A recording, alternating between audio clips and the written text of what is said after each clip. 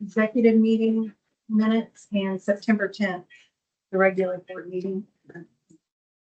Number one, you sent us, right? Yes, I Right, okay, perfect. emailed both. Perfect. I make a motion, we accept the minutes for September from the executive session and the public meeting.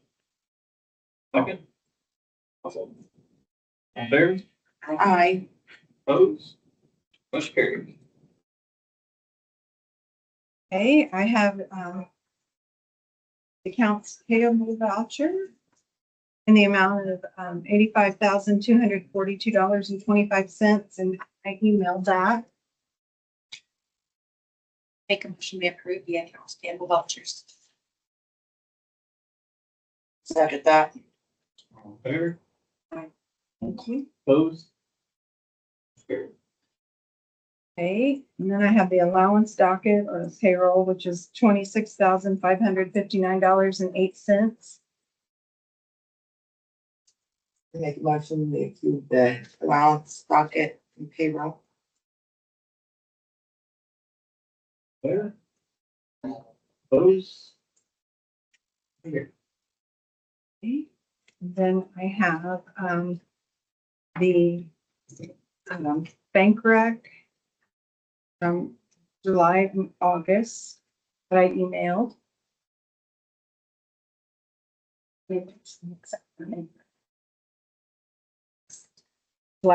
July and August, Thank sorry. you, Sorry. thank you. Aye. Opposed? Motion carried. The only other things that I have, the wastewater policy and procedures that I emailed.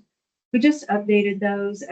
Once we got started, we realized that there were, steps that weren't in the original policy. And the original one, I didn't have council sign. And I emailed you this. I didn't know if anyone had any questions or concerns, and if not, if you could approve it and sign it tonight. Appreciate it. I didn't need them. Good with it. Okay, Sorry. thank you. I'll second. Thank you. All fair? Aye. Opposed? Motion carried. Then I had also emailed the Tech Duo quote to update our computers. Susie's is not compatible with the new Windows. And then my laptop is, but I don't have a desktop. And he suggested that that I get a tower, and then we could use the desktop out here to project whatever we're talking about. So that's why it's $1,520. Make a motion, we accept for the two new computers for the upgrade. Not the focus. Thank you. All fair? Aye. Opposed? Motion carried. Hey, that's all I have at this time. Yeah, new business. Passes, well, Scott, you wanna come up and talk about your guys' meeting from last night? Yeah, we had a submission, from Kaylee Hodson about starting a small kennel here in town.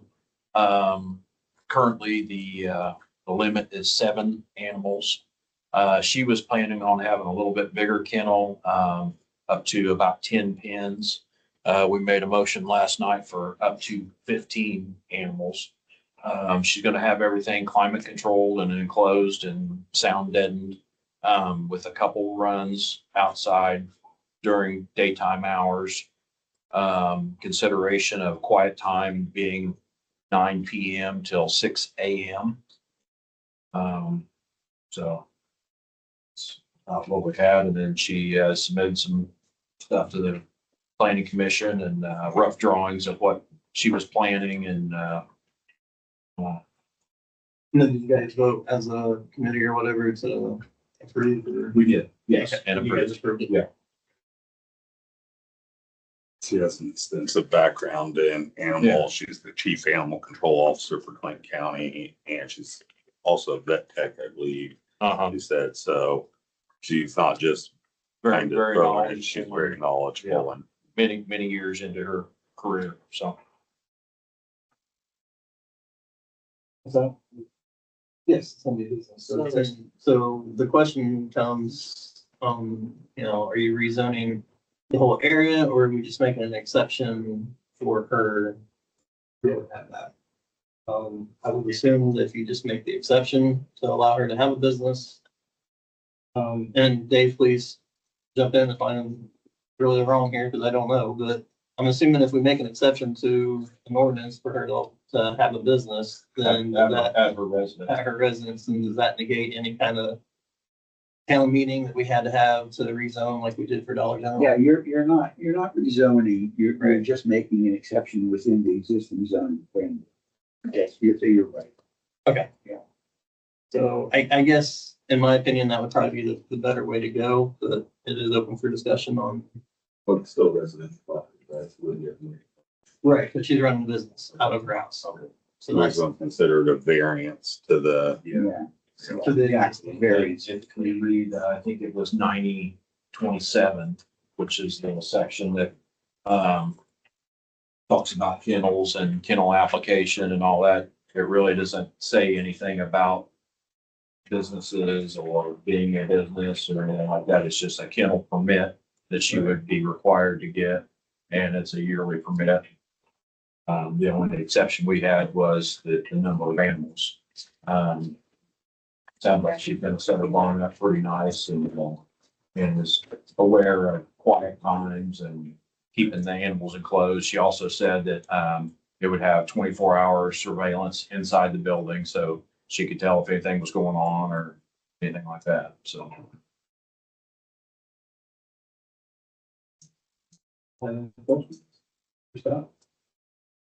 what's her style? What's her line? Her and her husband. Okay.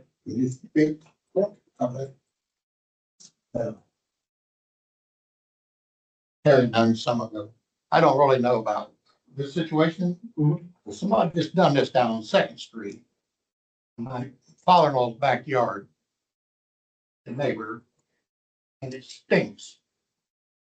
Dogs are yapping all the time. And it stinks. They just moved it in there. And I don't know where, how many dogs they got, 4, 5, 6, I have no idea. Right.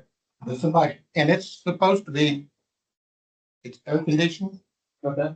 Yeah, I'm sorry. I didn't know anything. And This is the first I've heard of it. And it's on the north side, the air conditioning is, sucks all that air out. You can't even sit out there, it smells bad. But, well, I don't know if this would be that way, but Oh, you have to have some kind of stipulations, because come down there and sit with me for an hour. sure. You'll see what I'm talking about. Yeah, like I said, I didn't know anything about it. And where this is, the property that this is at, I mean, it's on the edge of town, so it Yeah, I shouldn't, know where. shouldn't be an issue as far as what you're Yeah. bringing up. But no, I appreciate you bringing that to our attention. Yeah, Well, she's on 6 acres, so she has. Right. So I don't know what that situation. Yeah. I'll give you No, but I appreciate the heads up on the what other the end. situation is with just a few dogs. Sure. Sure. Stop by. Okay. We appreciate it. Sure. I know one of the things you had spoke about and talked about with her was that she would be able to help with the town as far Yeah, as. she's a licensed animal control officer, So it so, would give us a resource to use. yeah, and she alluded to that also, that she would be able to help with that, so. Did we take dogs there? Yes, that's what she was. She says she Yeah, can hold she would. dogs for us till they can be picked up by whatever Or agency. she could possibly transport also. As an isolation kennel for them, so they'd be separate from the dogs coming in. Yeah, she would have, Yeah. yeah.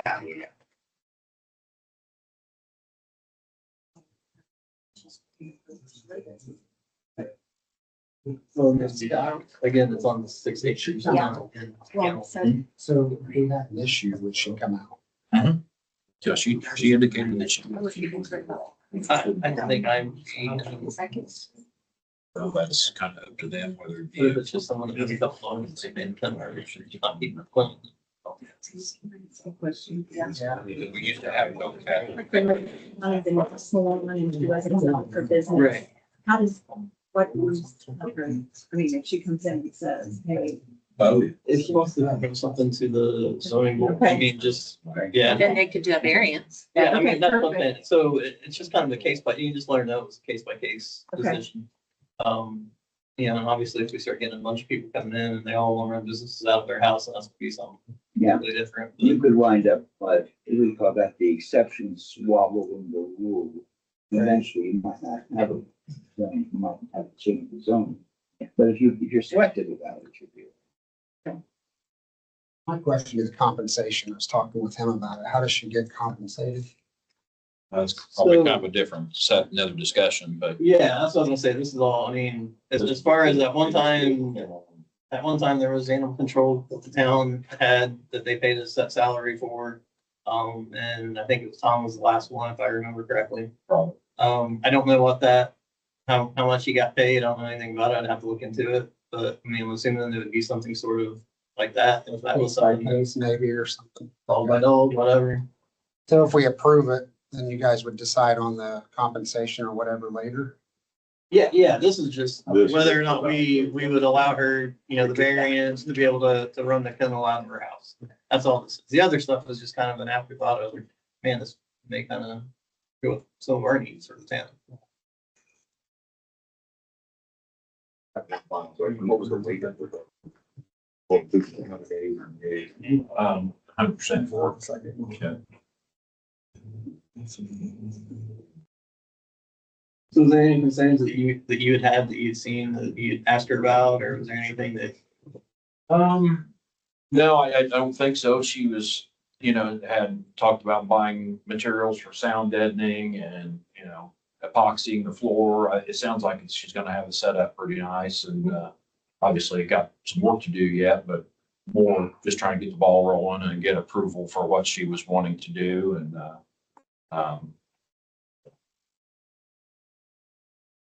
it sounded more than competent to do what she's doing and has a pretty good background and in both animal control and Humane Society. The fact that she's doing it for a living already Right, makes me feel a little bit better about it. right. Yeah.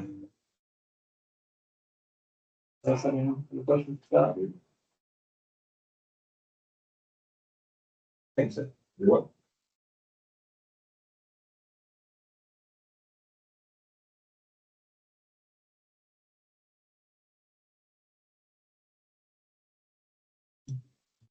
Discussion? Can we make a motion on that? It's up to you guys. I'll make a motion that we go ahead and approve the variance, with this one instance. second. Favor?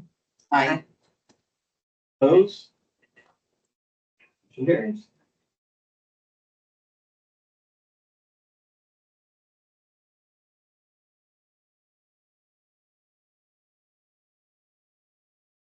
Anything else for new business? so when she gets up and going, we'll have to go back and revisit, like when Margaret said.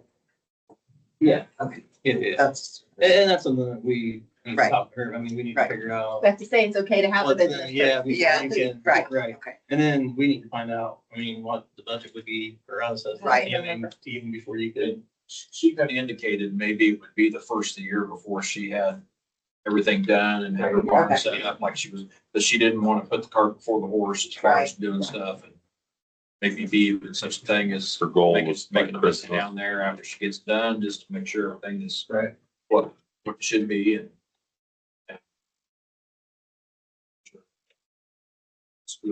Over? One other concern would be if she would help us out, obviously, right? Yes. How many animals would she take? Would probably depend upon how many she had in her kennel and all that, but she said she was gonna have, yeah, So- up to 15. She's gonna fill up quick. And would she take them from other towns as well? I don't believe so. I think she was more interested in doing a little bit of training.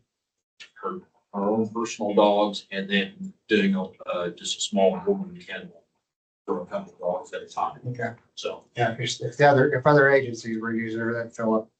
no, And again, I mean, her business isn't gonna be taken straight. I mean, she was just kind of, hey, this is what I've done. I'm a licensed person to be able to do this. And again, none of us have talked to her about taking on strays or anything. It was just an afterthought of if she gets up and going and she could help us out, that would be awesome. Okay.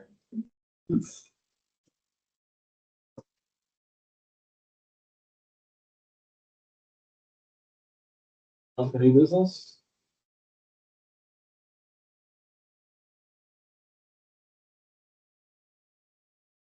Okay. All right, how about opening business?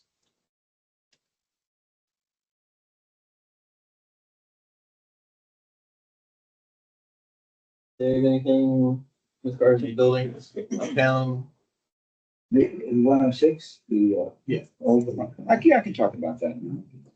So, we're at the point now, I'm assuming that Robin, that we did not hear anything back from Mr. Ola. The notice went out, and, what happened? Was it just returned undeliverable, or Well, I haven't gotten it back yet. haven't gotten it back? Okay, just, that's even better.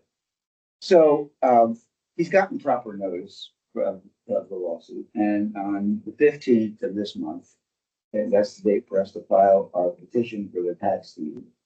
I think I've prepared that already, but if not, I will prepare it. And then, I've got it on my calendar to file on that date. And I would assume it's gonna not be, not gonna be anyone to contest it, so it should move fairly quickly. We should get our order. The order, we get the tax deed, do whatever it is we want to do. We're That getting might, there. yeah, I would say optimistically, maybe 30 days from the 15th. I mean, it depends on the judge, of course, but we'll see. Thank you. No problem.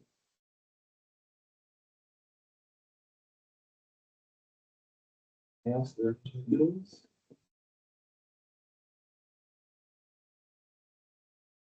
And on to ordinance and resolutions.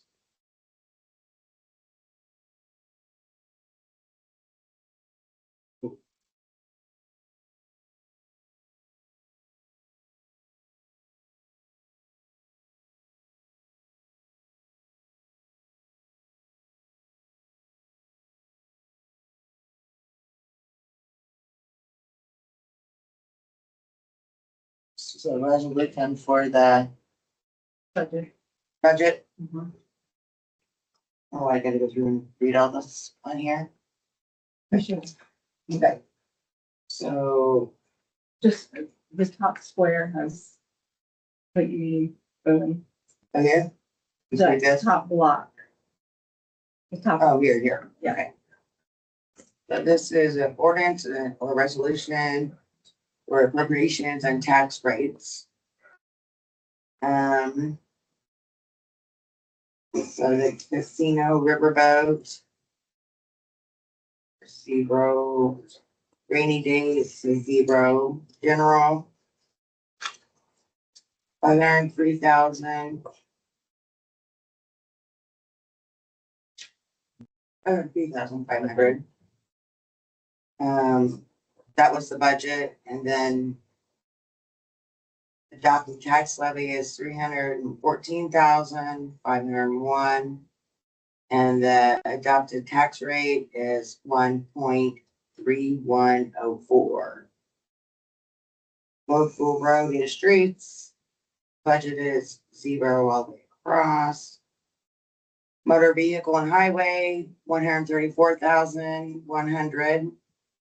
The adopted tax levy is 13,634 or 74, sorry. Adopted tax rate is 0.0570.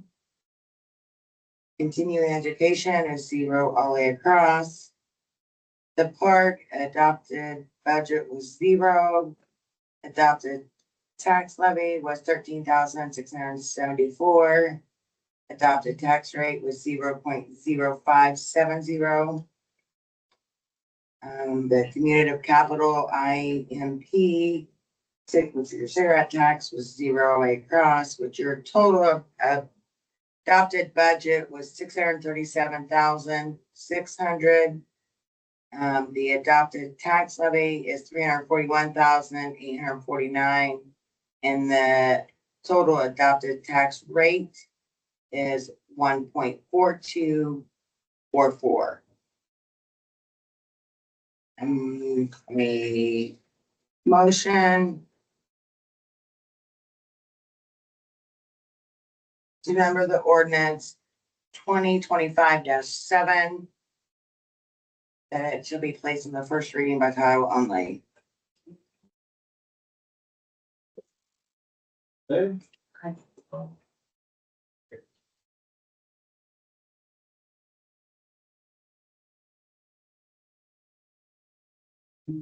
need a motion to read the ordinance entire by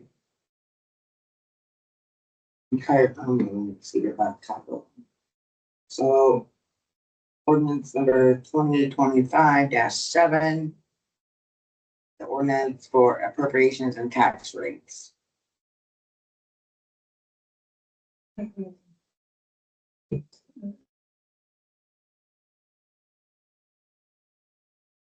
There. And I need a motion to accept the first reading. This reading. There. Motion carried. I announce that ordinance number 2025-7 has been duly passed and adopted.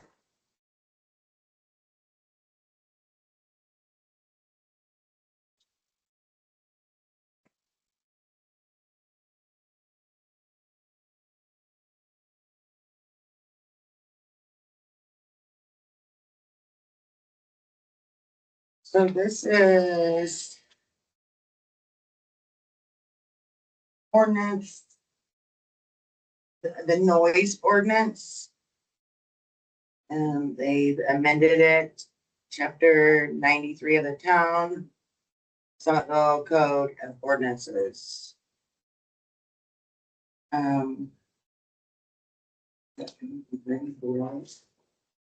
Right? Can I read this by title only? Yeah. Okay. Oh, sure. This is- Yeah. I need a motion. Need a motion to number the ordinance 2025-8, that it shall be placed on the first reading by title only. I'll make a. There. I need a motion to read the ordinance in its entirely by title only, by, see the above title, by, so it'd be ordinance by the name of Town of Somerville, Indiana, chapter 93, nuisance ordinance of the town council of the town of Somerville, Indiana, and amending chapter 93 of the town of Somerville Code of Ordinances. I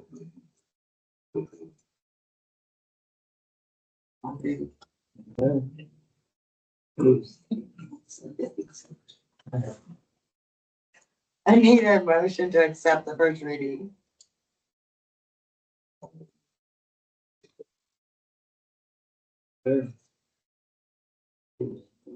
Here. I announce that ordinance number 2025-8 has been duly passed and adopted. I think in that it was talking about the changes of okay, on the noise and it had times and everything. Mark had wanted to make it, I think a little more for county Elwood or. So I sent it to Hoheiser. Hoheiser reviewed it and said he liked it. So So what was the change? I mean, why did we change it? It's pretty big, right? yeah, and the distance, like if you don't give us a distance for hearing it, it's really hard to enforce. Right. So once the distance got put in there, good. And we're used to it, because it's pretty similar to the rest of the ordinances. More consistency than anything else.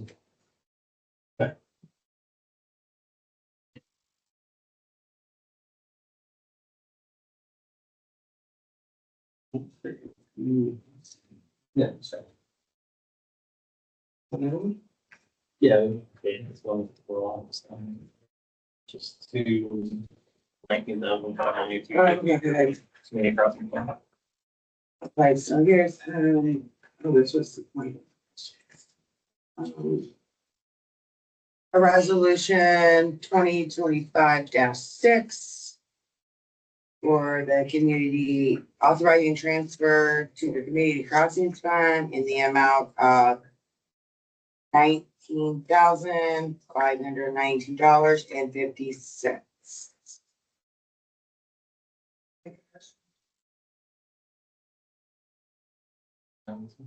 $592.50. There. I Those. Okay.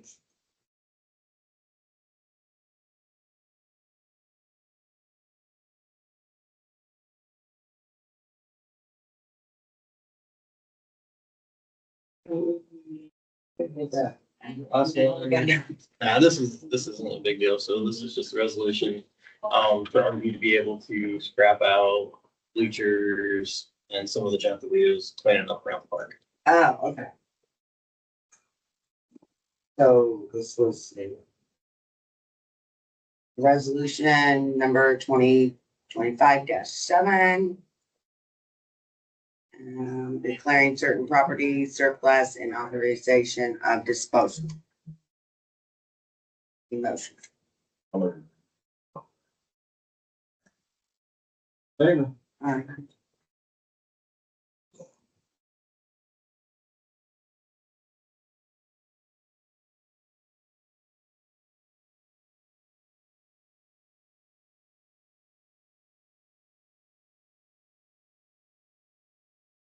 Mark, you ready for your report?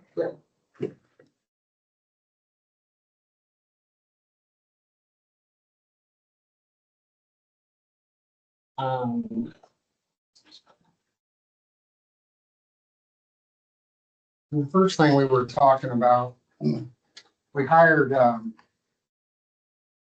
we were able to start paying Mansfield. When we did that, the second he becomes a paid officer, he has 1 year to complete the police academy. So he said he was ready because we've kind of been waiting. So he's been running and he's getting there. I think he'll make it easily within a year. What we're running into is John wants to work more than we're allowing him to work. So obviously I can't pay him if I'm here or, you know, when he makes sense. So I sent Dave and Steve Olheiser some information on it. They looked into it. Once he's considered a paid part-time employee, like, you know, the Elwood officers, it's all the same. Even though he's not been through the academy yet, we have to pay him if he's up here. But I've been like having to ask him to leave when he's coming up to help us do stuff. So we're using him or the Elwood guys or Edgewood, Pettit. Kyle Smith's the one coming over from Elwood. Around two shifts a week maybe. So what's going on is it's really hard to get other officers to fill those shifts during the week because they're working. So weekends, usually younger officers work. So John was easier to fill in on those shifts to get a body in because we're just not able to, you know, Kyle's worked a handful of times. I think Pettit's only worked twice. So it's just hard to get guys over here. John's willing to do it, but we can't afford to pay him more than 2 shifts a week. So looking into it, Dave and I have spoke and John's fine with it. Actually, John came up with the idea. If we could justify it by him not being an academy grad yet, if we lowered the pay for him because he's not an academy grad, it would still come out to the same amount of money, but it would allow him to work legally more hours up here. So right now, if he worked 2 shifts, it would be $216, $432. He's willing to come up for $10 an hour. But if we did that, it would have to be more consistent. You know, I can't say, because he doesn't work 2 shifts every week. Sometimes Kyle works, 4th of July, we're gonna need more than 2 officers. So we would use some of those paid shifts to fill those spots. So the only thing we can come up with at this point is if you guys would pass something saying that he can work at a lower rate. And I think we can justify it by saying he hasn't been through the academy yet. Because really, once he goes through the academy, he won't be here, which we owe him that. He's been here, my gosh, he's put 30, 40 hours in a week for free since I've been here. So he's definitely been a huge benefit. But that's the only thing we can come up with is if we could pass something, he's paid lower, but it comes out the same amount. The problem is there are potential exceptions, but they're tricky. He can't really go back and forth between volunteer and paid status. Once he becomes an employee, you can pay volunteers something less than a wage. You can give them you can give them a car, you can give them mileage, you can give them nominal pay, whatever that is. They won't tell you what that is. Uniform allowance. A uniform allowance, that kind of thing. But, and that could amount to, about what he is getting. So that's another way to go, but that becomes tricky too. So I think Mark's idea is a good one. And now I'm assuming that I didn't check this out because we just talked about it tonight. The federal minimum wage is still $7.25 an hour. Indiana doesn't have a higher state minimum wage. Does anyone know? Yeah, well, bad, but good, because that means that he can work for $10 an hour. There's nothing to prohibit it. I don't think it's a violation of the Fair Labor Standards Act. And apparently you've checked it out and it's that it complies with state law regarding, how you can handle part-time officers. So I think it's a good idea.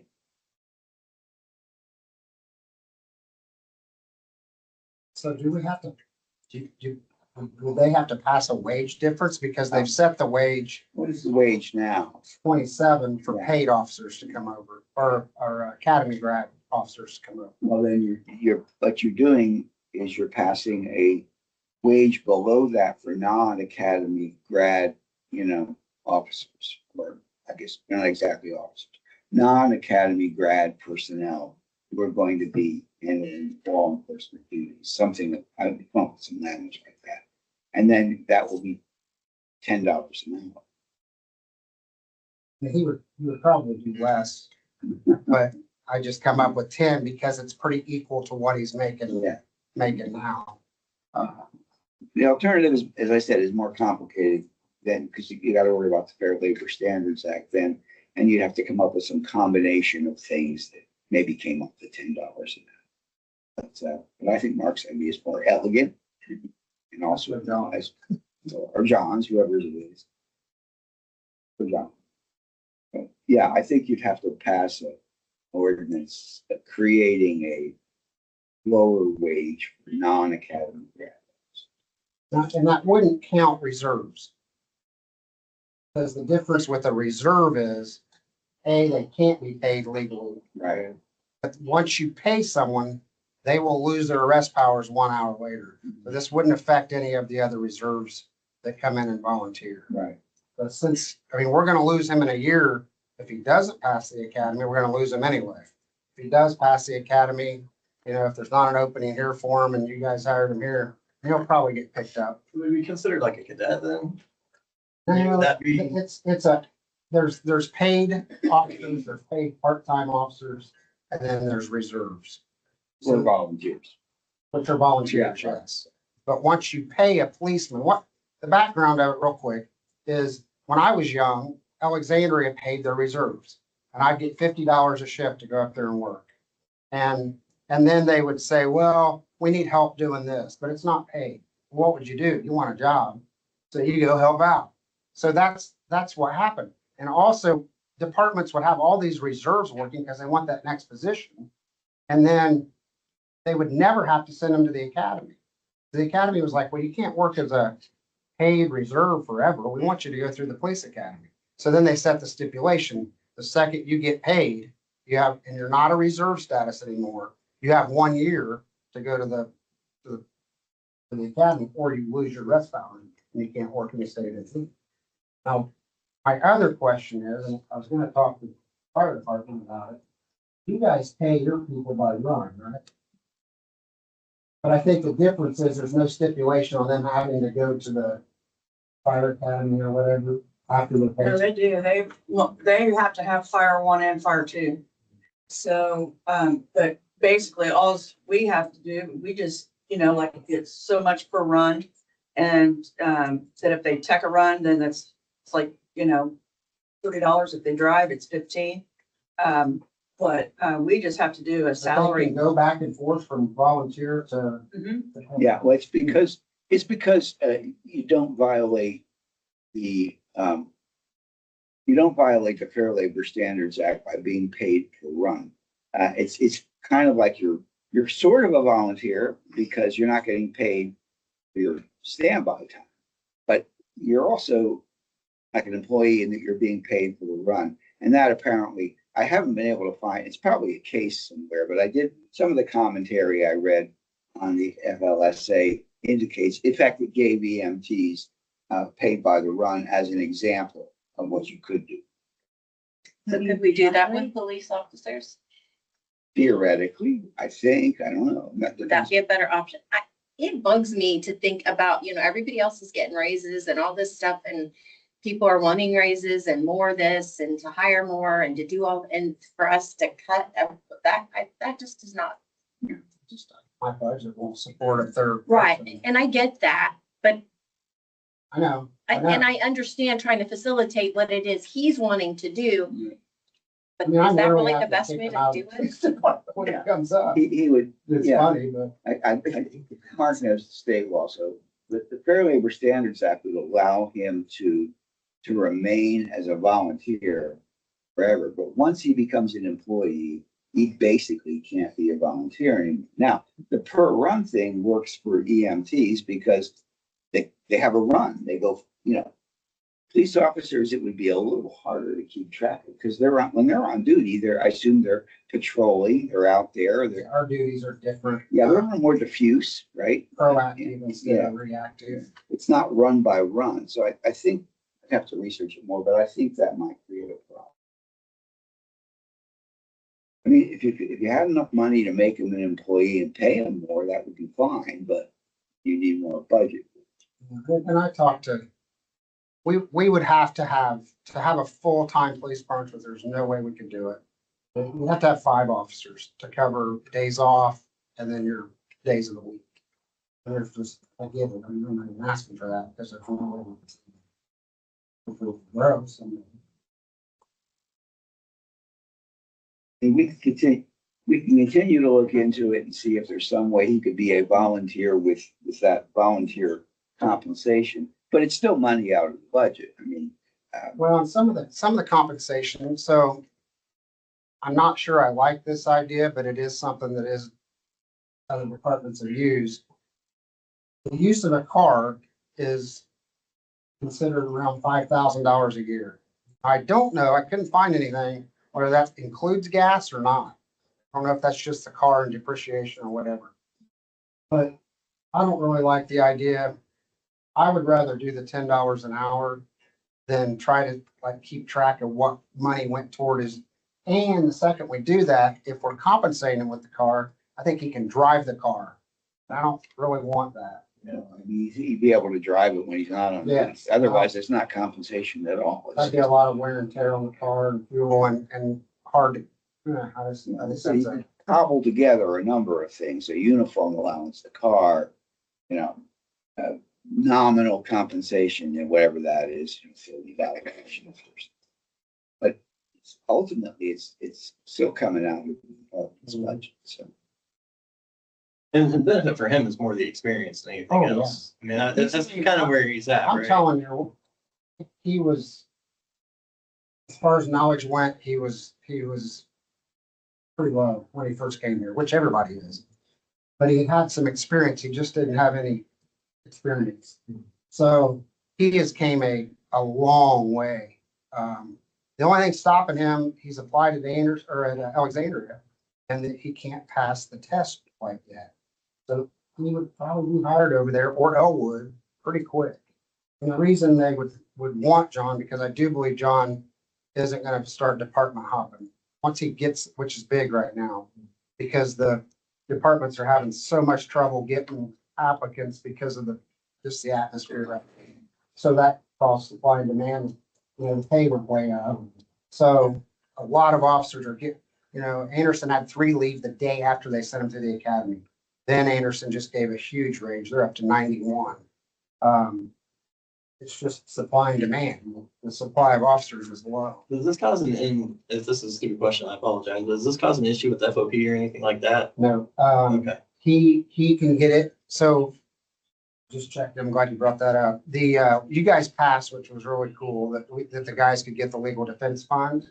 And at that time, our president was going through the negotiations for the contract. So I talked to him the other day and we just got that worked out.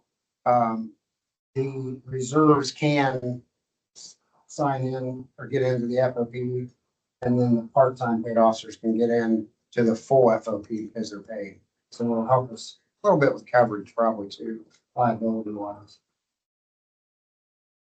But as far as him getting half the pay and working twice as much, No, it would not gonna be an issue as far as anything.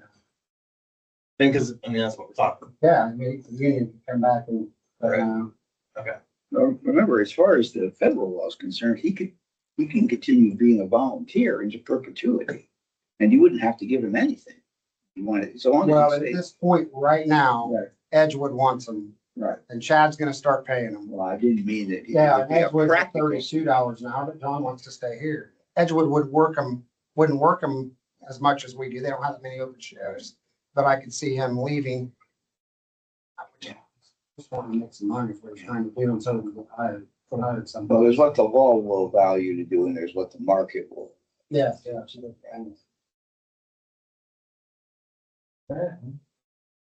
So I mean, if it's not urgent, I'd write something up for the next meeting or, Well, pretty much. but otherwise you probably ought to just orally say, use the language. Yeah, it would be an exception. Yeah, it'd have to be amended.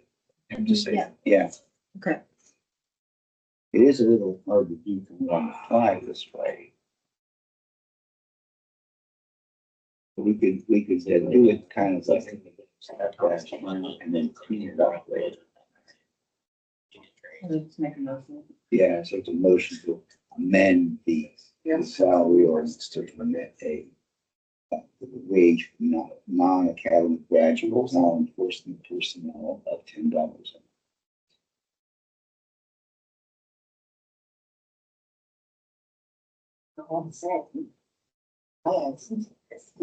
Somebody look at that and see what this means. It's. That means in it. So we can shelve this. I mean,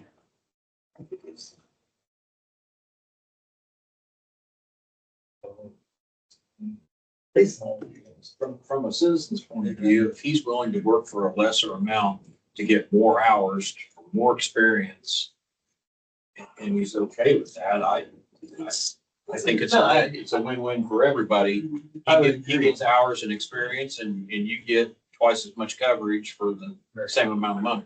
Right. And especially if your budget doesn't support more officers and volunteers are hard to come by and I mean, there's just, the whole list of things that adds together that.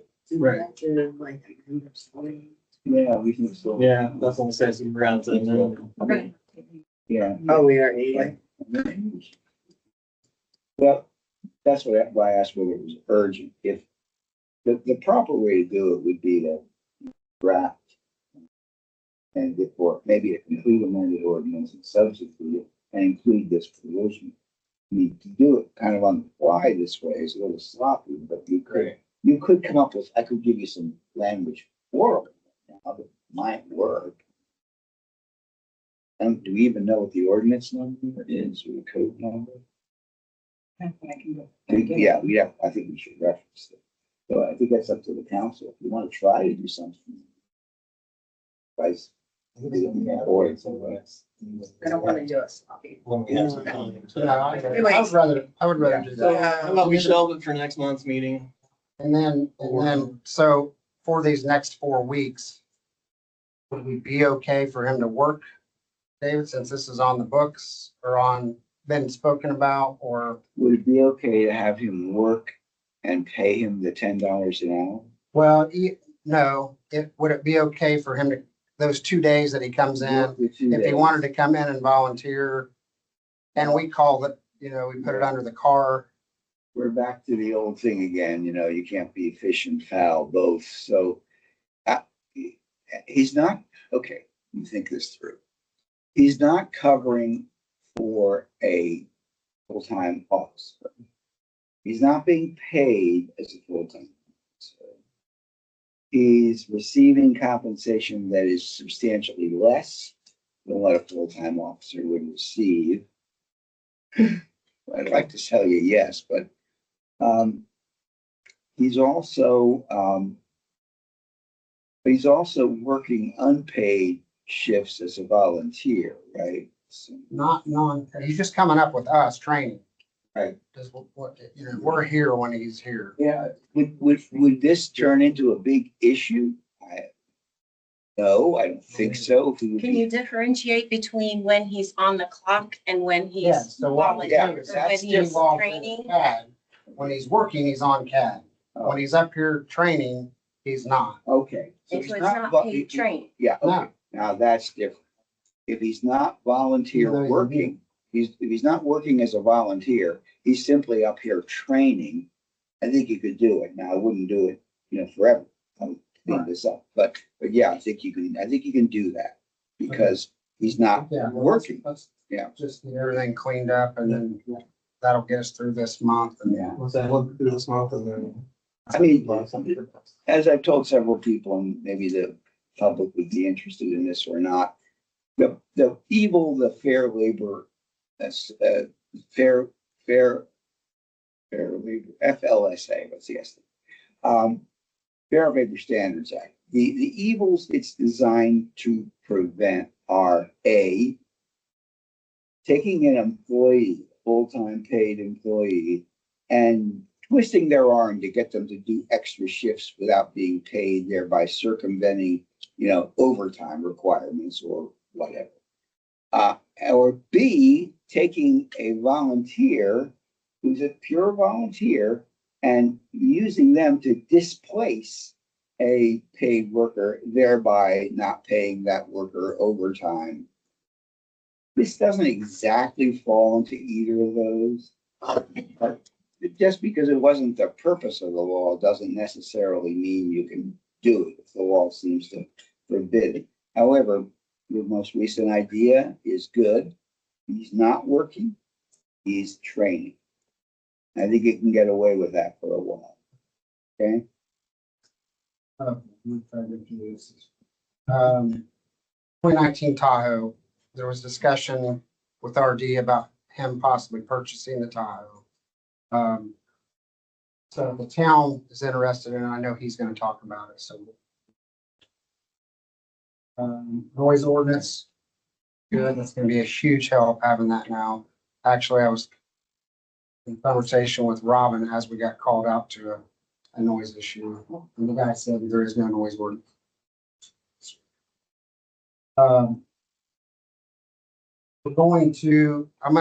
These basket weave, some of the guys are wearing like the nylon belts and stuff. I just don't like the look of it.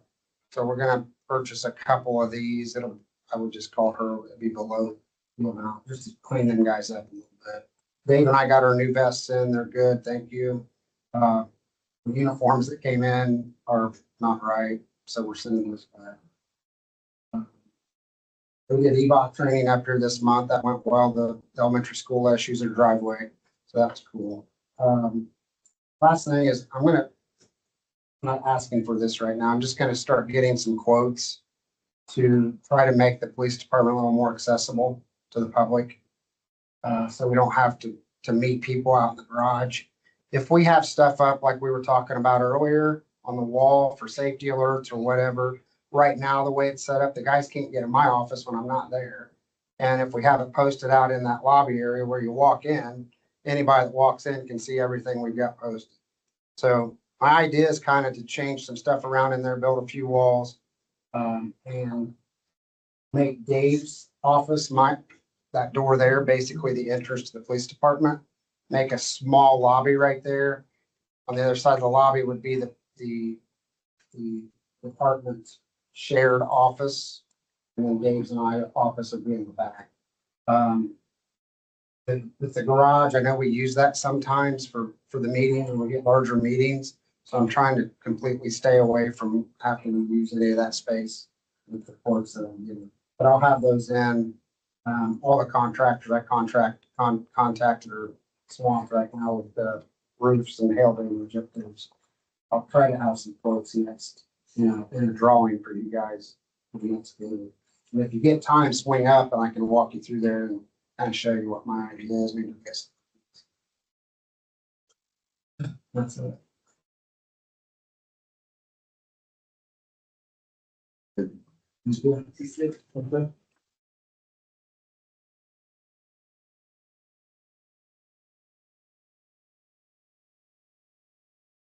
Okay. Okay.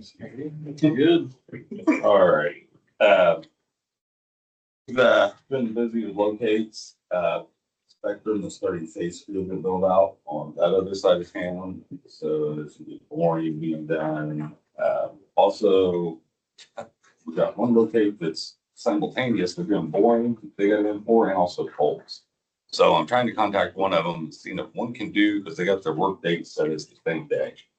That can be real complicated with boring and putting poles at the same time. So we got that kind of trying to see if they can separate a day or two. I have not heard back, but the Spectrum thing is going pretty quickly. They are getting locates in. They're also finishing in Gaston where Comcast currently is. Now this is rumored, but they told us that the crews over there are under the understanding they're coming here. So that would make sense, because they started that project before ours. So, the earliest available air rec class we could attend, they kind of changed it. It was scheduled, for October 22nd, 23rd. We'll be leaving the 21st afternoon, be back the 23rd.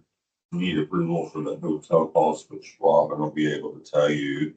The class is free. They instruct part of the class. I do part of it as to how our system is, how we do things on our system.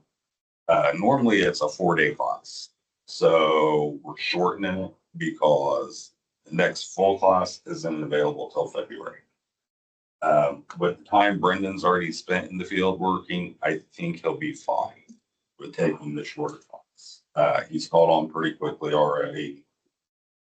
I don't want to wait till February to get him up there on that. Especially with winter coming, that's when we have a lot of problems. So I would like to get this done and get it full. So, Robin, what was? For 2 people, it was like $617.50. So it's over the $500 limit. Second that. In favor? We've been using the tanker still, flushing the lines on that side of town. We did actually get part of the report back today about the smoke test. It's just the map. There's no recommendation or anything. So I sent an email to Lori to say, what was the recommendation? Do you think we can keep the system going, or what's her plan? What her recommendation was. I haven't heard back on that yet. We just got that back this afternoon. So, just want to let you guys know about that, but we've been flushing and that seems to be helping a lot, just using the flushing at this point. We're keeping lines that were clogging up about once a month open. By using the water, pushing that amount of water through it, it's been a big help.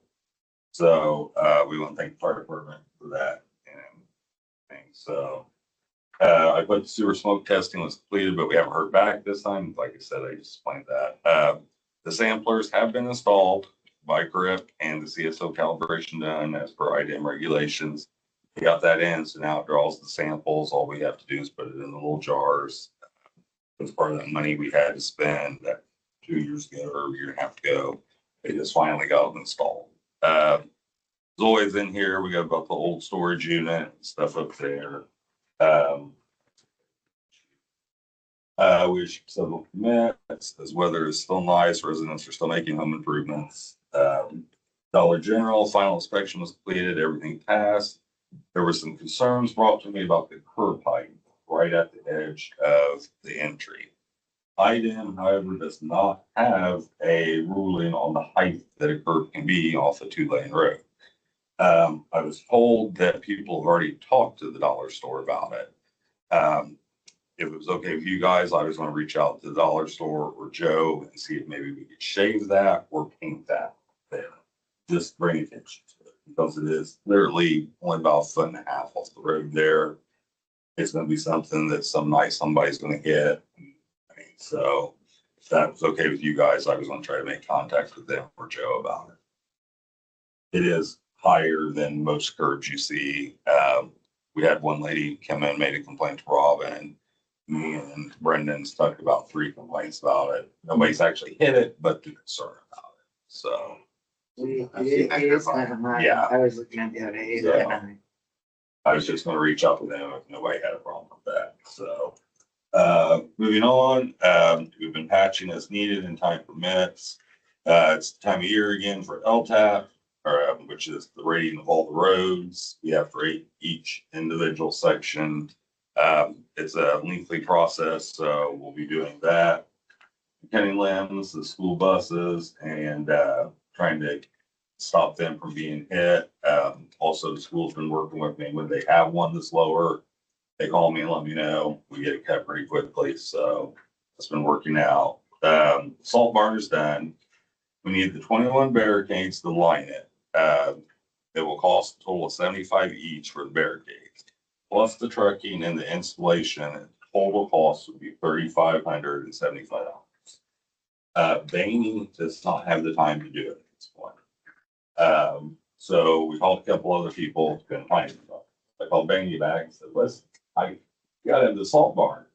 He actually told me to reach out to Jeremy Mason. Jeremy's price was actually a little cheaper than Bain's to do it. He has the equipment, the trucking, he's got the insurance, all that stuff, and the equipment. So, that would be the price for that. Those would be coming up. Normally they deliver our salt right at the 1st of November. So he said he had the availability to get it in. So need a motion for that. Nothing do we have that? Yeah. Make a motion that we get, Jeremy Mason to install the barricades for the salt barn. There.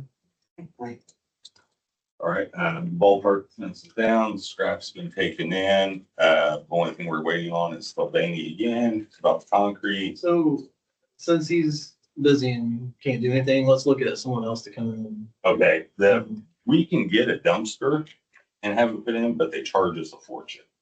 When I talked to him, he said he was gonna have his boy come over and he could break him free. He was hoping next week. Okay. Do we want to maybe try to give them that time, and then Give if him a week. not, Yeah, give him a Look week or at so, and dumpster. then if we're still looking at it, then let's look at getting some quotes or something. Okay. and get that. Gotcha. I was in the same boat because I called him and said, Yeah. you know, so, okay. The tree service came back and fixed the trees uptown. I don't know if everybody's noticed, but I think they look excellent. They did a great job. The owner came himself this time. He was very apologetic, about what was done. He didn't realize that they don't do as good as they did before. There was a lot of new growth in the months, but he said it was unacceptable what they did the first time. They should have gone back farther. He's the one that knows all about it. He said he would personally be here on site for future ones. So, we ordered the poles after the last meeting. They came in rather quickly. However, the bolts are back ordered. We hope to have them in by the end of the week. I had a phone call today, just this afternoon with them, and they hope to ship them by end of day. So hopefully by Friday we'll have them. We'll start with that Monday. So, And that was for the signs. yes, for sign poles. So, I mean, because I mean, they were supposed to be done by now, but what's your thoughts on time? Well, that's what we put. I said, once we got all the materials, we have it. So my next one, we shovel pulls in. Yeah.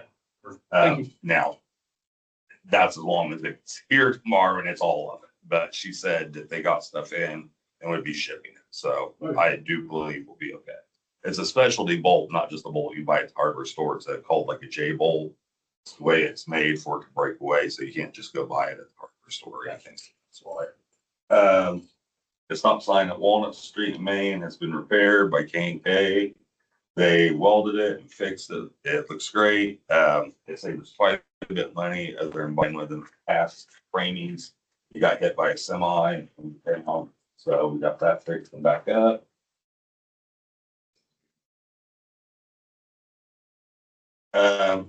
The Tahoe from the police department is getting rid of, was offered to us last month by Mark.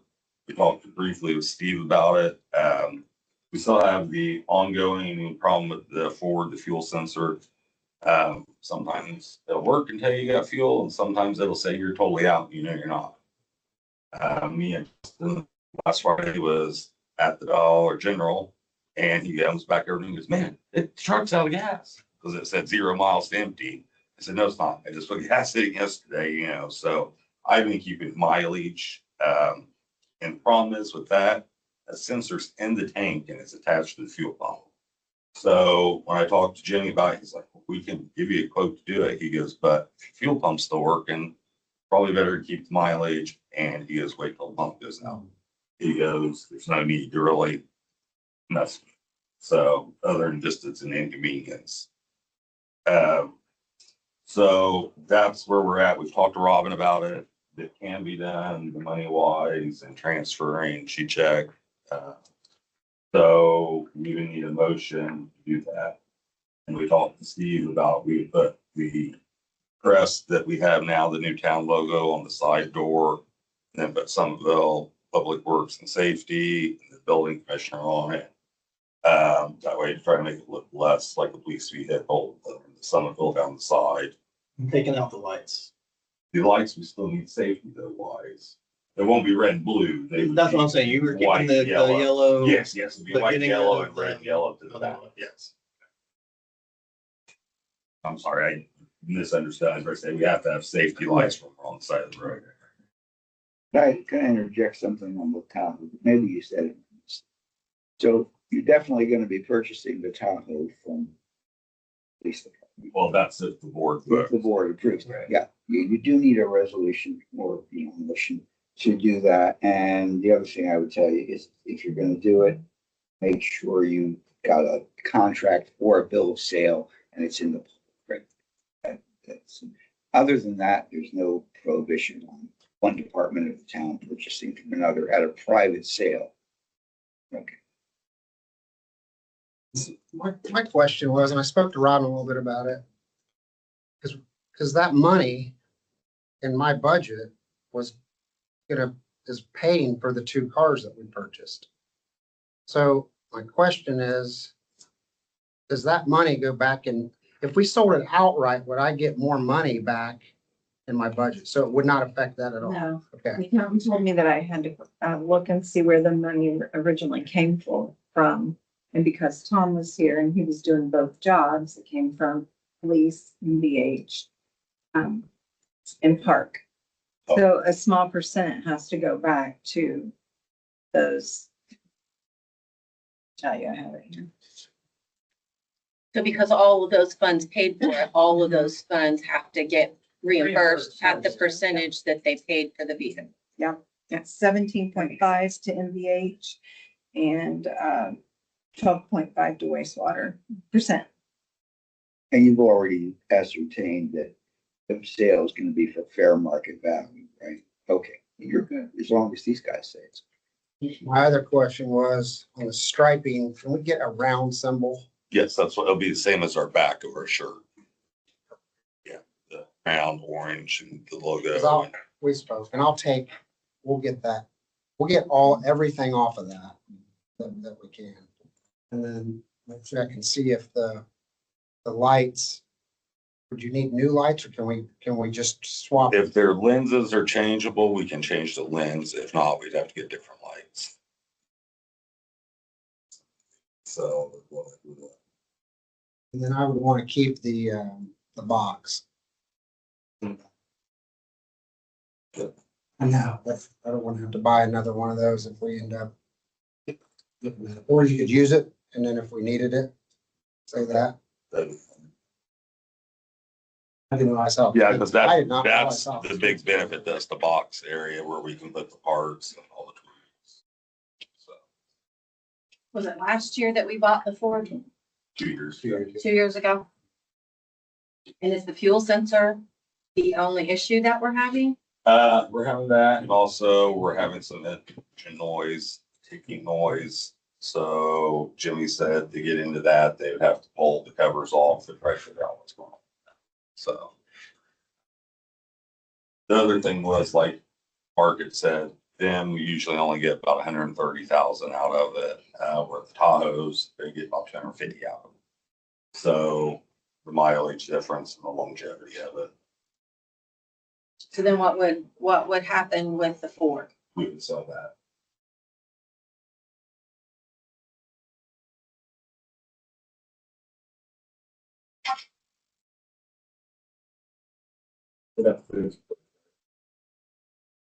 We could either do that or as is.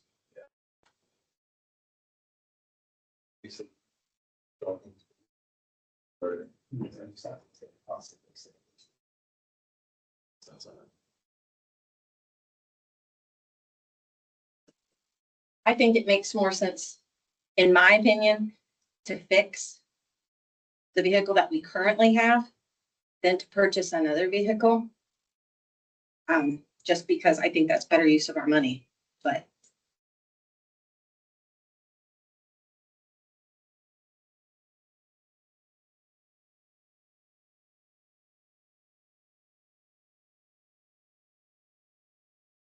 I do think if we're I think it needs to be fixed, because I don't want Right. you have, because if something would happen and somebody, you don't track the mileage, or I don't want you to be stuck somewhere because you think you have gas and you don't have gas, so I would want it to be. Moving on, the next thing was my vacation time.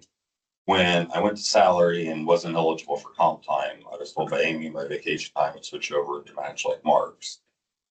Because then I was no longer eligible for that comp time that we had discussed. I thought that had been done. That had not been done. So when all this went on with my heart, I thought I had more time and I didn't. So we spoke, me and Brandon and Steve about it. And it was told to be brought up. I thought it had to be done before budget, but Robin said it didn't. It just had to be a vote by you guys. So. So tell me, the vacation time is what now?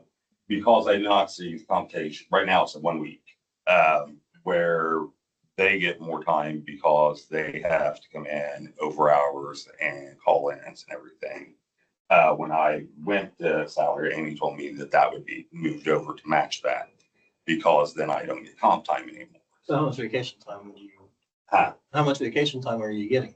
Right now I get 1 week. No, I know. Oh, it would go to, what is it? 6. It would go, no, not yet, 4 and then go to 6 after 5 years. Oh, okay, Yeah, that's what I was told at least. okay. I think that's. Well, let me go pull it. so Let me I'll be pull it. honest, I've never Yeah. looked at it. That's what I was at least told then, and so. I just-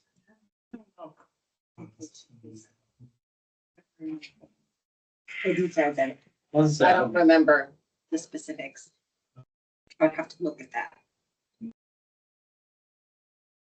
But I know that would be something that would be in minutes. And that it would spell it out what it's supposed to be and when it was supposed to take effect and all of that. That should all.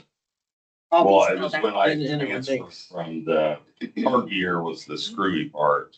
And then it was when I stopped receiving comp time, it was supposed to that year. And I didn't get a chance to use any until this happened. And I was like, no, you only got a week. And I'm like, they were supposed to change that because it never got done.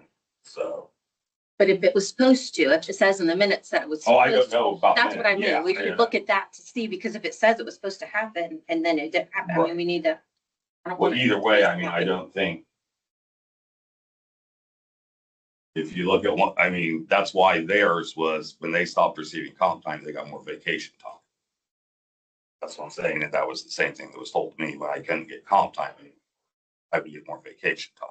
And I remember when we talked about all the salary stuff, because it was a substantial raise based on a difference in a state statute. Because of the state made us. Yes, so it was a substantial raise that police officers didn't get. So it was two different things that we visited and that we talked about. So in my brain, I don't see any of them. I don't remember any of the matching up stuff. You know what I mean? So I want to look and see what it said that we were going to do and how we were going to do it. And then I want to make sure that that's what we do. So that if it was supposed to be at such and such a time, can we go back and make something retroactive? I wasn't even asking for that. I was just asking for next year at start. Right, but I mean, if we're gonna do it, we need to do it the way it's supposed to be done. If we missed something, we need to Yeah, fix You it. can do it now for that. Okay.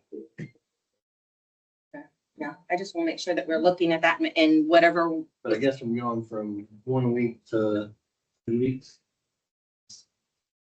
Oh, Well, and before, I was able to carry 3 weeks of comp time. So, and then a week's And then vacation, so you then had 4 5, weeks. it's been Yeah. 4 weeks anyhow.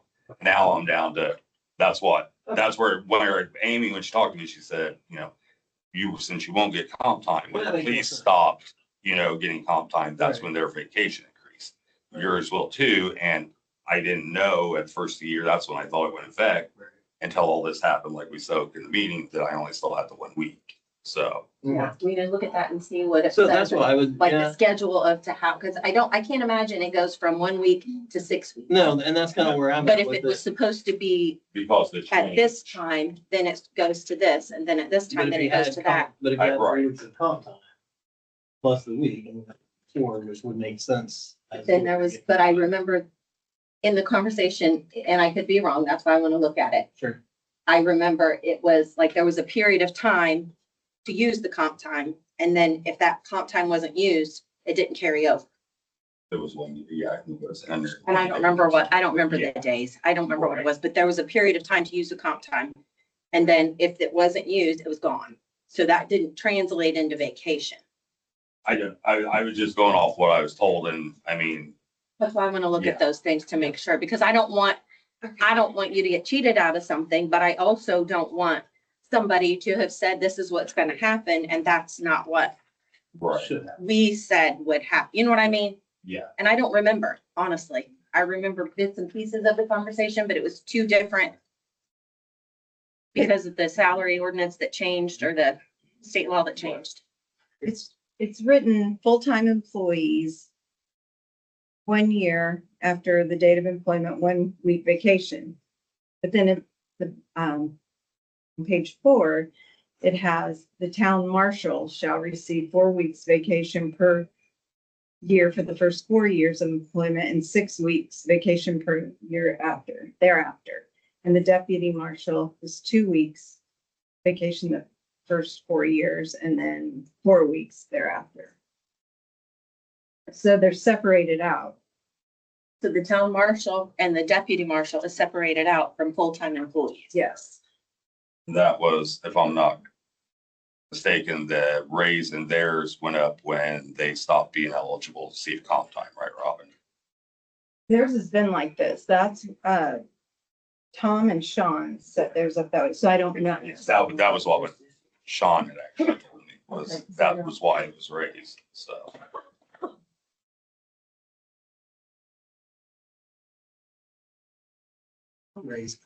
Our raise this time came from us giving up the town not having to pay into HERF. So we just took the money that the town would have had to pay and threw it back into our salary. Yeah, I wasn't talking, I was talking about the vacation only. Oh, okay. Yeah, because like when you guys stopped getting comp time, that's when they raised the vacation. That was We what didn't- Sean, we never- it wasn't you, it was Oh, okay, Sean. I was like, Yeah, oh, that no, was before Okay, you. okay. I didn't. I don't, Show this one. Continue. yeah, because this doesn't answer that question. And if you're saying, because it says this says full-time employees, Right. which it spells out something different for a marshal and a deputy marshal. But And a full, so if it says Right. in the other one, something different, but that's not what this says. right, no, and I understand that. But that was why their vacation was more than a normal full-time, because they're full-time employees also. Was to compensate for their call-ins, this and that they do, that they can't get comp time. That's what I'm saying. That's what was told to me. That's why it was raised. And then I was told I'd be matched to that. Right, but that's not what's in here. That's not what I'm seeing. So I want to see where it says that, because I'm not saying that you're not being honest, but I'm saying I don't know that that's what happened. And so I want to see that that's what happened. And if that's what it says, because otherwise, then how, I mean, we're saying a full-time employee, well, okay, you're a full-time employee and you've been here this many years and you have 6 weeks vacation. Well, then what about somebody else who's a full-time employee and they've been here and they only have this many, you know what I mean? But they would also receive overtime and comp time, because they're not salaried. That's the difference. That's where. But Dave doesn't. Dave only gets 2 weeks So and he doesn't get, he's not on the same level that we are. Right. He's a department head like me. Dave is Dave the only other full-time employee? So I would just ask to look into that too for him then, if they consider that. And that's what I mean, we have to see how it's spelled out, because again, if it specifies a certain position and you're not in that specific position, then why is it different for you? And if there's a reason it should be, then we need to make sure that it's worded in a way that it's. Yes, and I understand. I was just going off what I was told when I went from being able to carry 3 weeks of comp time and have basically 4 weeks of vacation to now I have 1. So. Right. And I get that. I mean, wait, look into it. Yeah. We're gonna dig into it. Off the record, Amy did say that. But I don't remember that. That's what I was told, so. Yeah, and I don't doubt that, but I also know, I know myself in conversations I have had with people, I have said something and then they say, well, the board said, the board didn't, Missy did. Right. The board didn't. That was a conversation that I had, so I don't know where all that. That from Amy, and she was the president of the board, I mean, my liaison, she was the one telling me that you would go to that. Because now you can't receive comp time for all your call-ins, this and that. You will be getting more vacation, well, they have, so. Well, and if that's what's in there and that's what it says, then we can adjust that and we can do that.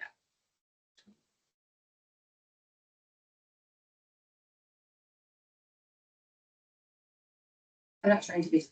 No, I mean, just like Mark said, she had told me that, you know, Well, and and we've been in situations before where people have told us something and that wasn't the way it was intended, but that's the way it was interpreted. And so it was, I don't think anybody did anything maliciously or something, said something to try to do something they shouldn't have. I don't think anything like that, but I just want to make sure how it's worded and we're doing what we said we were going to do the way we said we were going to do it. And it involves and applies to all the people that it should. right. And like I said, the reason why she was saying it applied to me was because I was going to salary I and get that. couldn't get comp time. I get that. And with Dave being salary, that would include him if that happens, right? I would think so, but again, I gotta read all that stuff and see, because I'm not an expert on all of this.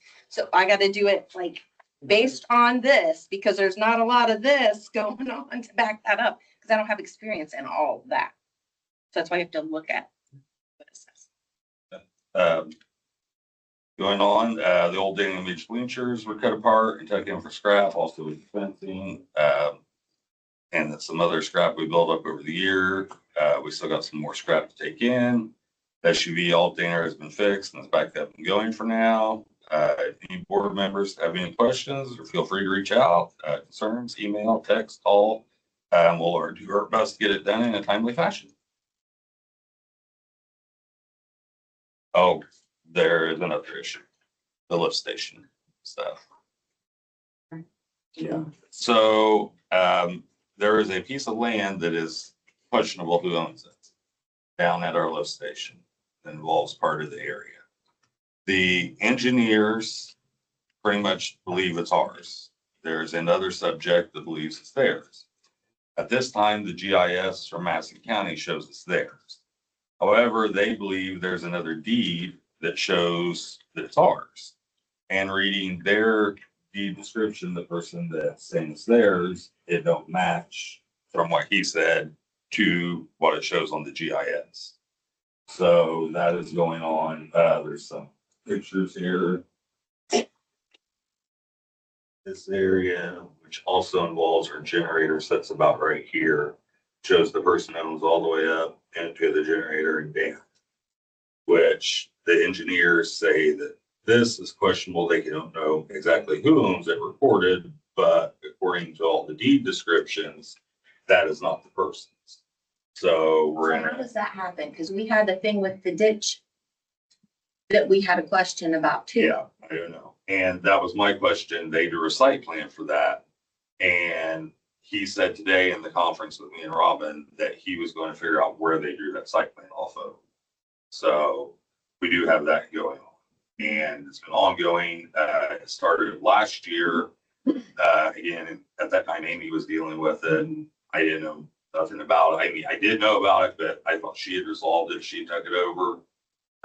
Missy had reached back out to me to follow up on it. We've been trying to follow up with engineers. We finally today got Doug in a Zoom call. He was running boundaries with measurements. And he said he thought maybe the person was measuring wrong because it says from the center of the ditch, the creek. Right. Where if they were measuring from the bank, it would put it up to where it shows, they think. On the deed, it says from the center of the creek, which puts it back to ours or somebody. The belief is possibly that it was purchased at some point and it wasn't. Well, and that's on the deed, the 2021 homeowners deed or property owners deed, the description has that measurement listed. So he thinks that is the newest measurements for that property. What we're doing is just research and digging through all that stuff just to make sure, because why is it gonna say two different things? And we've had that multiple times. We just talked about it not too long ago with the ditch out there that they say is ours, and we say is theirs, and it's, I just, if we can figure out. I'm just surprised that someone would put anything on a piece of property without knowing. That's what I said. Why would the What? engineers did it without the site plan and property line? But if they're going from two different pieces, two different data pieces, I can see that happening. And again, I don't think anybody did anything malicious. Right, yeah. I think it was just a, just a misunderstanding or something wasn't recorded. There was a transaction or something that wasn't recorded. So if we can sort that piece out and then. They have been looking through the minutes, trying to find anything on that. A past board member was here when something was said about it, and he said he remembered them purchasing that several years back before the project started. So they're trying to find in the minutes where that may have been.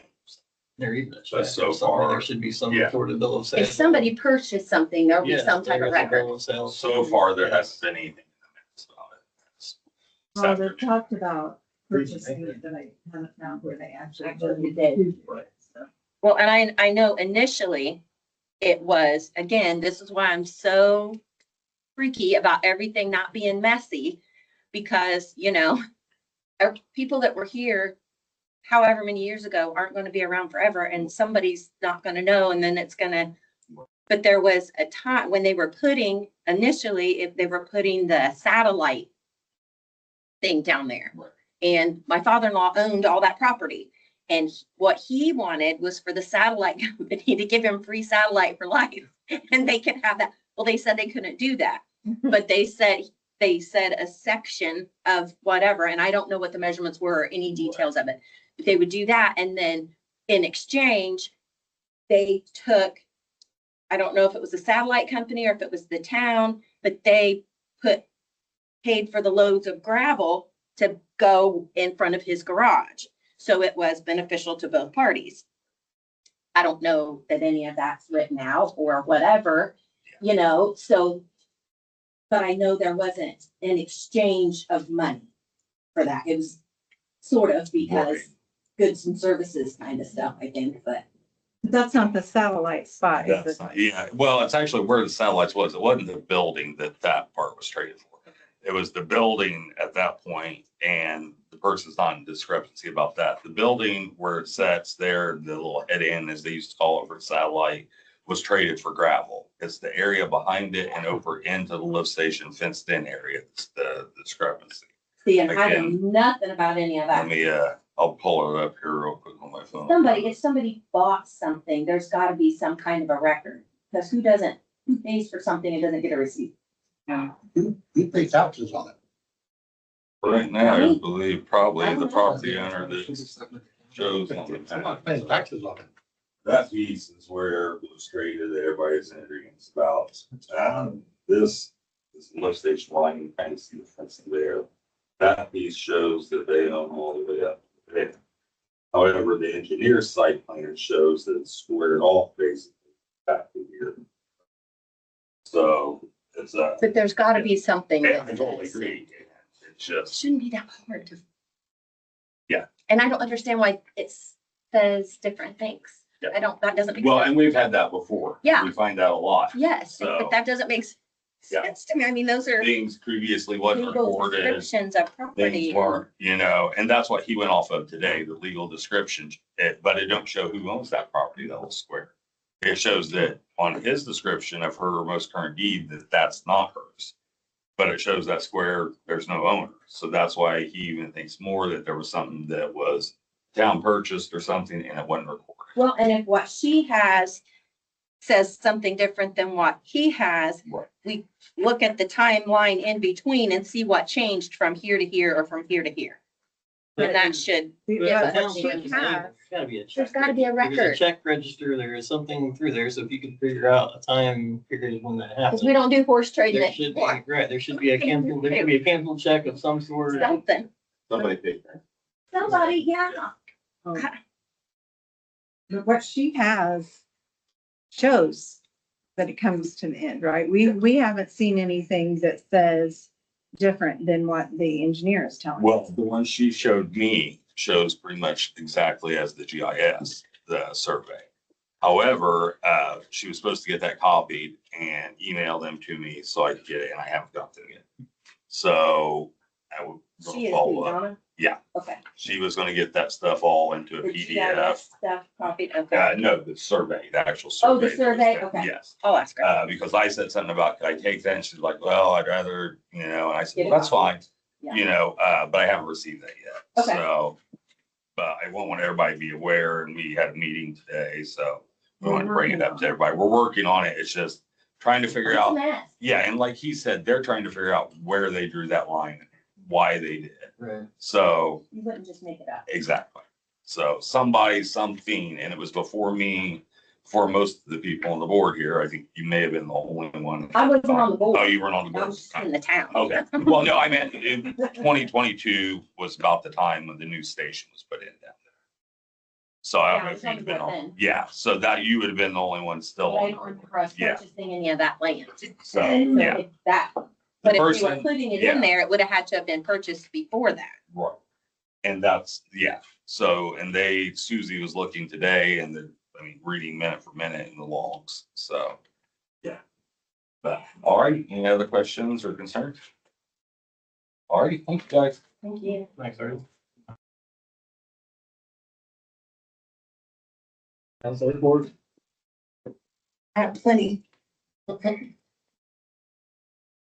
This coming weekend is our fall festival here in town. We should have I'm hoping to have a good turnout. Yeah. I have at least 12 vendors so far. All of our churches, except for the Baptist church, every church is gonna have something. Baptist church already had a pre-existing thing going on. But all of our churches will be there. And the Methodist church will be doing noodles. We selling noodles, I know that for a fact. I'm going to have live music. And that will be by Kat and Jesse Bill. They're gonna sing from the Cat, okay, Cat. got Kat and Jesse Bill, and they're gonna sing from 1 to 2. We will have the pumpkin I'm hoping to have a big turnout.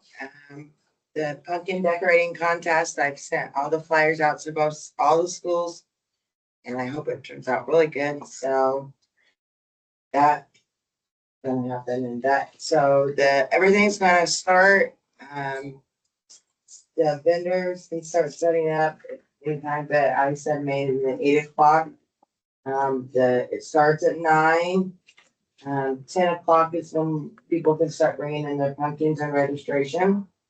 We'll judge the pumpkins at 12, and then the live music will be from 1 to 2. And then you can, if they want to start shutting down at that time, they can.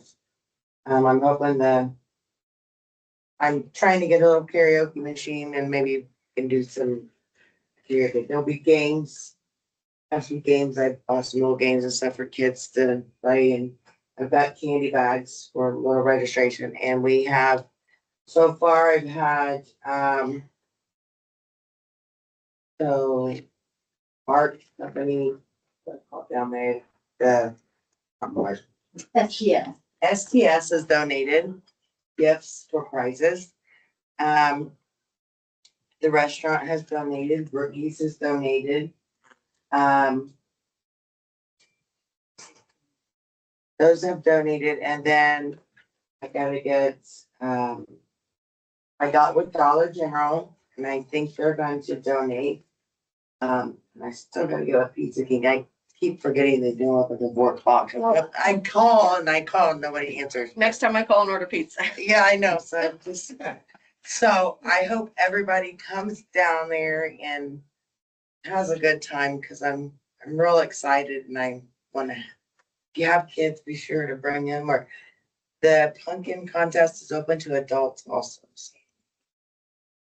Yes. Your wife, your wife's gonna be there. Yes. So That's awesome. it seems like we're gonna have a good crowd this year, and I really hope so. Another question I had, about is, do you think that we should, this thing about Fall Festival, should we put, or I'm asking, should there be a pedestrians sign or something out there by the Dollar General? Because there's an awful lot of people crossing from the nursing home, I've noticed. You have to have a stoplight to have the pedestrian sign. Oh, you do? If it told them to walk. Wait, like Cawthon? Or how would you, what would kind of? I'm just saying, or do we, I don't, Could you have a device, seen lots of these in other places, where the pedestrian pushes the button, the light is always green until the pedestrian pushes the button. You don't have a stoplight. Yeah, That's right, stoplights are not. yeah. We're talking about an expensive piece. I've been sitting down there almost every night running traffic. I've had no issues, but it is pretty fast right through there still. So Yeah. the only thing I would say is maybe we lower that speed limit on out further to the edge of town, because it's 40 there.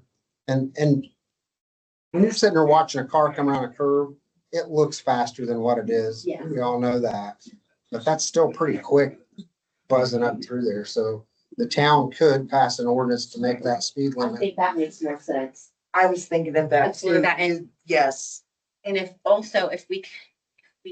we have money, those speed limit signs that flash, like that tell you how fast you're going. So they've got them on trailers. We looked into them. They're around $3,500.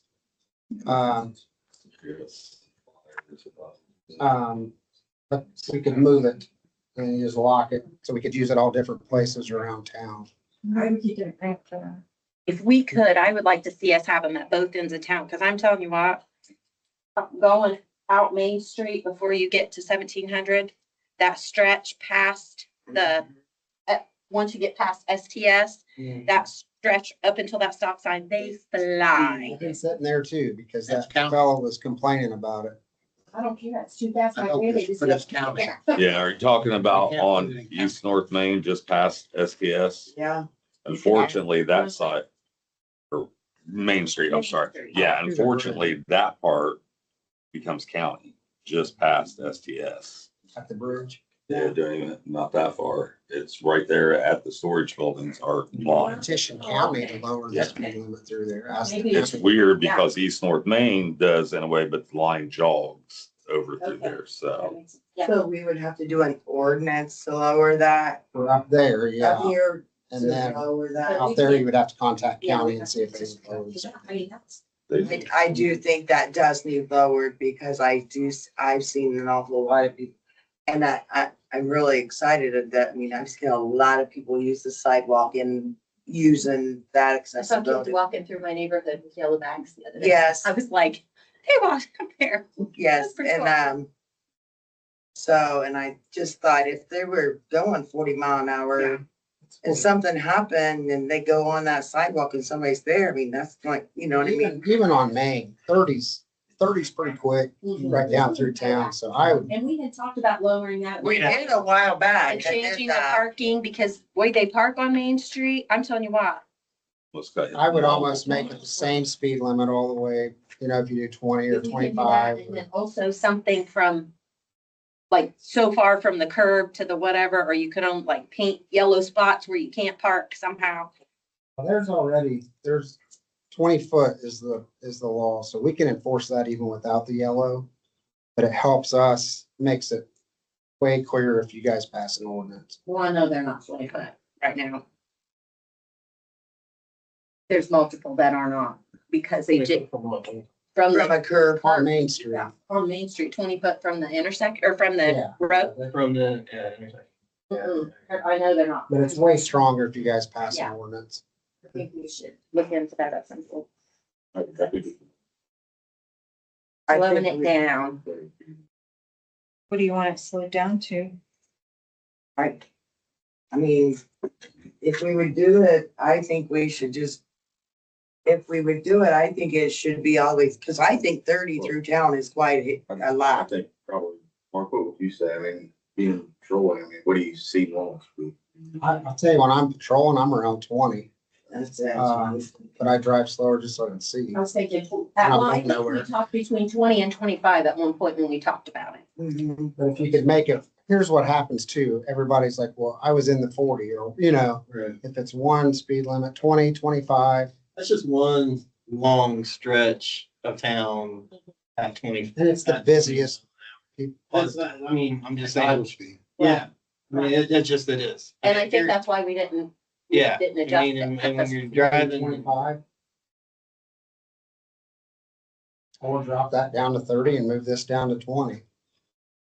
I can see that at 30, because where it starts, where it says 30, take that to 20 and move that 30 out there where it says Where 40. is the actual town limits? Has a sign out there right after the curb. I know where the And sign it is, but should. is the sign actually the town? You know how that goes. Yeah. Like I said, I don't know. I would say check it out before we say because. We put the sign's gotta be right. there. Right, Mhm. right. Yeah, 30 and 20 would be fine. But then do they say, why was in the 30? There you go. That's just. It Because just, if it would make it cleaner to make it one speed, I mean, I would just say, you That was a know, long way at 20. It is. That's what I'm saying. 25, It'll if we can find it, you know, and happy medium or Yeah. something, maybe. or maybe we live with 30 through town if it can go to 30 right there. Yeah. Or even, yeah. I I don't know. I don't know how bad it do they, do, they abide, I mean, people abide by the speed limit. when We're out there running traffic. I know it doesn't seem like it. I have not stopped. I bet I've stopped 2 since I've been here out there running traffic. I don't want anybody to get hurt. no. That was what I was talking about on that, did not learn. And then I have people also ask me what we can, to do, we gotta talk about that. What's going on the bottom, and that's how we. We are, and we're still in the project planning phase. We had to. Yeah, she was here to talk about that.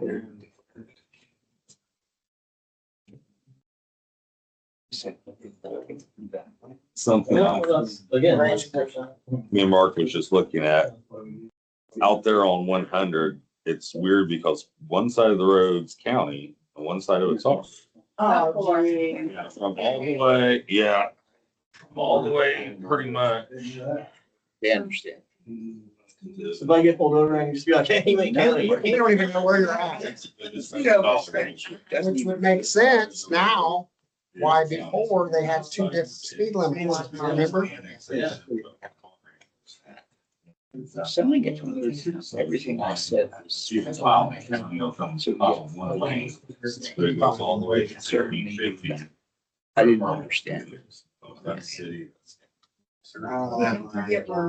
There. So we're gonna have to give the county, if we're gonna do it, to do like a joint, because they could be in one lane doing one speed and the other lane doing another. Yeah. What they do out there. I knocked the sign down. Oh, yes, that's right.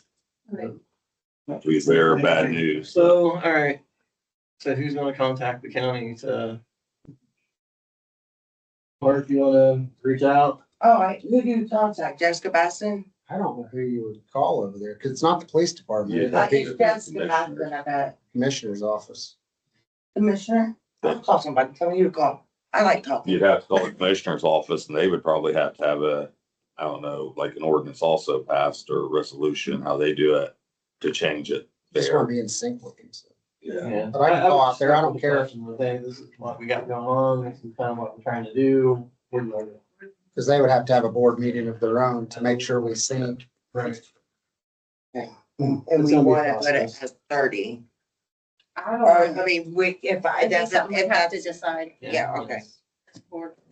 I would prefer 25 all the way through there and make it easier for us, but it's up to you guys. That's my 2 I cents. don't see any 25 signs.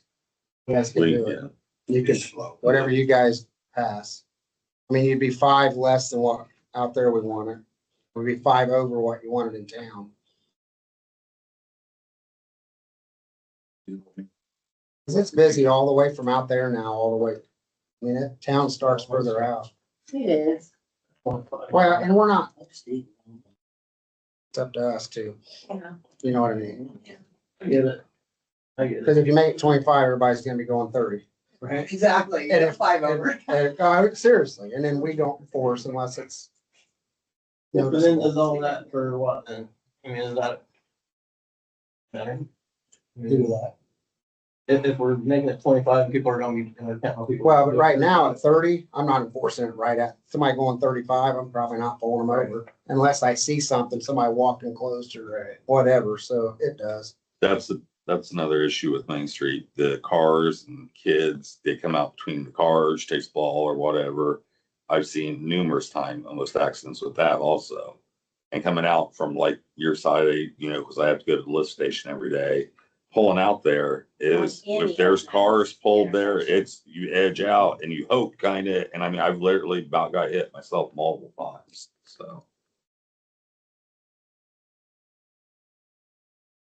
And then the last thing I had was we're looking into the Christmas thing still. Mark's got with Dollar General and on about the Christmas trees. And when I have the thing set up down there this weekend, I'm gonna have a thing and I'm gonna have a little questionnaire. I mean, if anybody would want to. Like to gauge interest. Yes, Okay. interest on it. So I know if they want to or not, see if I get any interest in it. Yeah. And on that, so give us an idea for a yay, nay on that. Jamie out there said that they'd look at matches possibly. So if we bought 10 trees off of them, they'd give us 10. Okay, yes. Yeah, absolutely. So by Friday, we'll get together where you want the bleachers set for the contest and stuff. Don't get out that. That's tomorrow, I think we get a straw thing, yeah, I'll just call it. Easy. I don't know if it's council, it's considered council report or not, but as of December 31st of 2025, I am finished. Resigning. I am resigning myself. You said. So December 20. please let people know if anyone is interested to reach out, and because I don't want to leave it vacant. That's why I'm still here, because I don't want to leave it vacant, but also 25, December 31st. And then, Like you said. You did your time. And thank you. what I don't want to do, like, in a hard decision.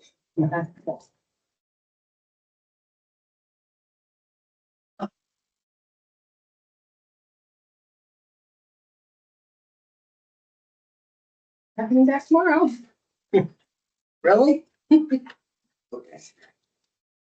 Anything else? Jim, any report? You guys have covered pretty much all my stuff. So we talked about John Mansfield, we talked about in the past, the noise ordinance, the petition for the tax deed and the surplus property fence, that's all done. I was a little unclear about the Tahoe. Did the council reject the proposal to sell the Tahoe between agencies of the town? And did the council decide that the Tahoe should be sold to an agency of another town or another governmental entity? I don't think we said You just. that. We just said, All right, so I'll just say, if the ultimate decision is to sell to another agency, the same rules apply. It's within the town or to another. Just in case you come to that. So that's all I have to say about that. There was one other issue that Robin had me look into and it didn't come up. Maybe it's not a live issue at this point. The opioid settlement funds. There was some question about whether they could be used for basically law enforcement security purposes. And what I wrote in my email to Robin was that there's general fund, there's state money, and then there's money from this opioid settlement. The opioid settlement money is restricted, although there's a million things you can use it for. And the unrestricted money, which comes from the state, goes into your general fund. You can literally use it for anything. So if you're using that money, no problem at all. If you're using the other money, then it would be a little hard to fit it into one of those many classifications, as I understand it. But if I need to do any further work on that because you want to use the restricted money, then I'd be glad to do.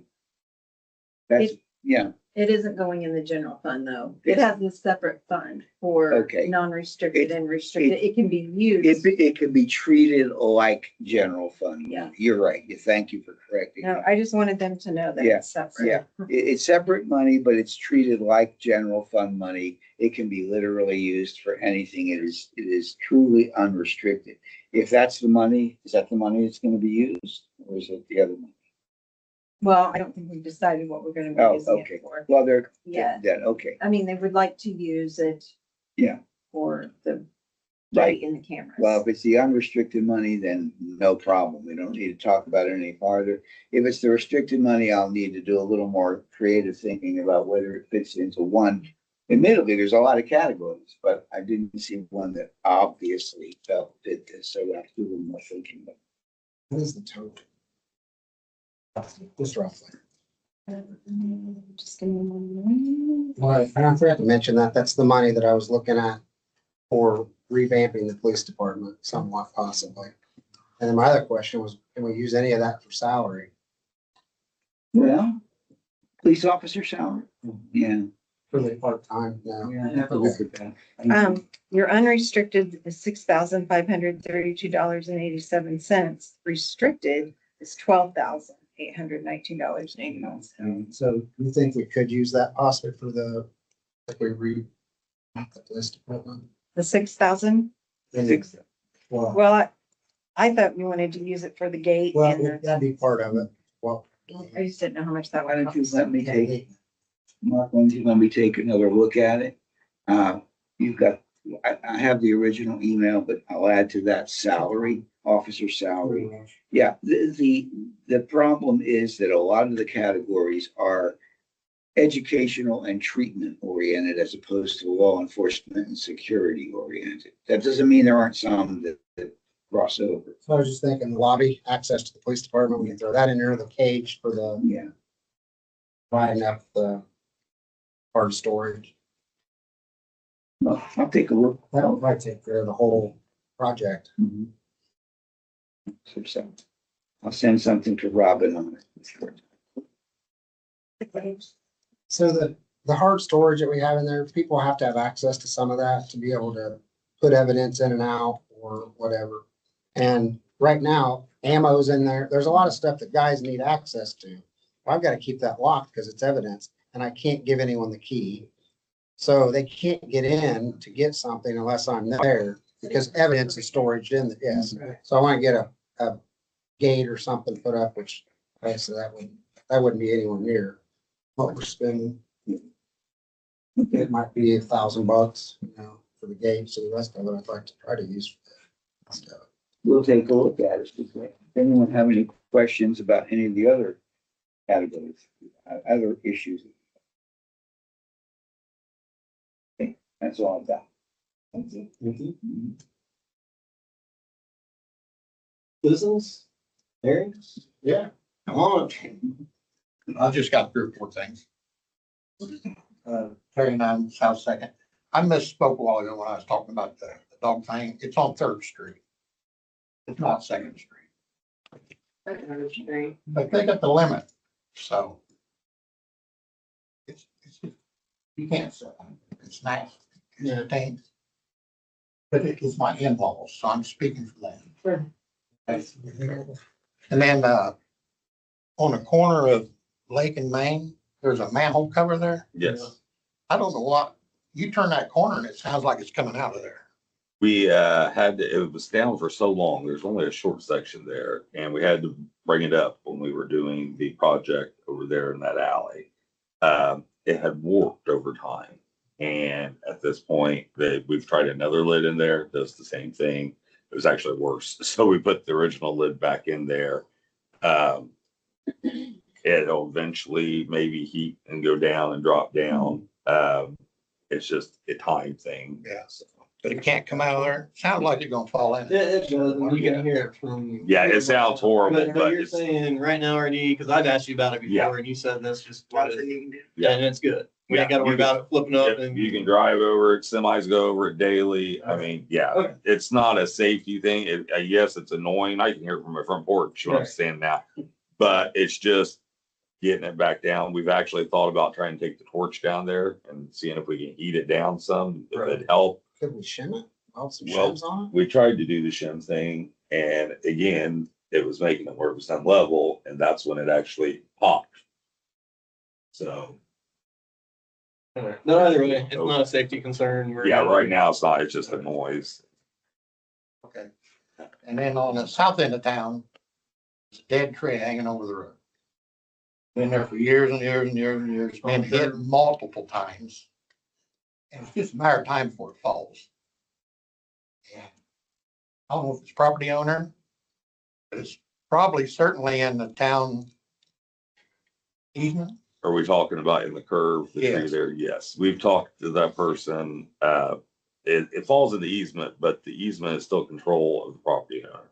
The only time we would be responsible for taking the tree down is if we planted it. Okay. Well, if it does fall though, and it come after the town, Revert back to the homeowner, correct? Yes. it looks like it could go anytime. Don't we have with the vegetation ordinance and all that, how would that Not gonna enforce that. play into that? You have something for trees, but if it damages city property. Well, we have an ordinance for. Vegetation It and might- something well, like it's got that. Vegetation in it. But I don't, yeah, I was gonna say, I don't know that it quite, It's- that'd be a it's stretch. not- It's blocking a public. Yeah, I know what you're talking Yeah, about. then I I think just don't know the that there's town nothing you could can do cite until after eventually. something happens on the curb. We can, according to the state, we can cite them and let them know that that's an unsafe tree. At that point, they don't do something about it, which she's trying to say that's the city's. We showed her the law, that printed it out at one point.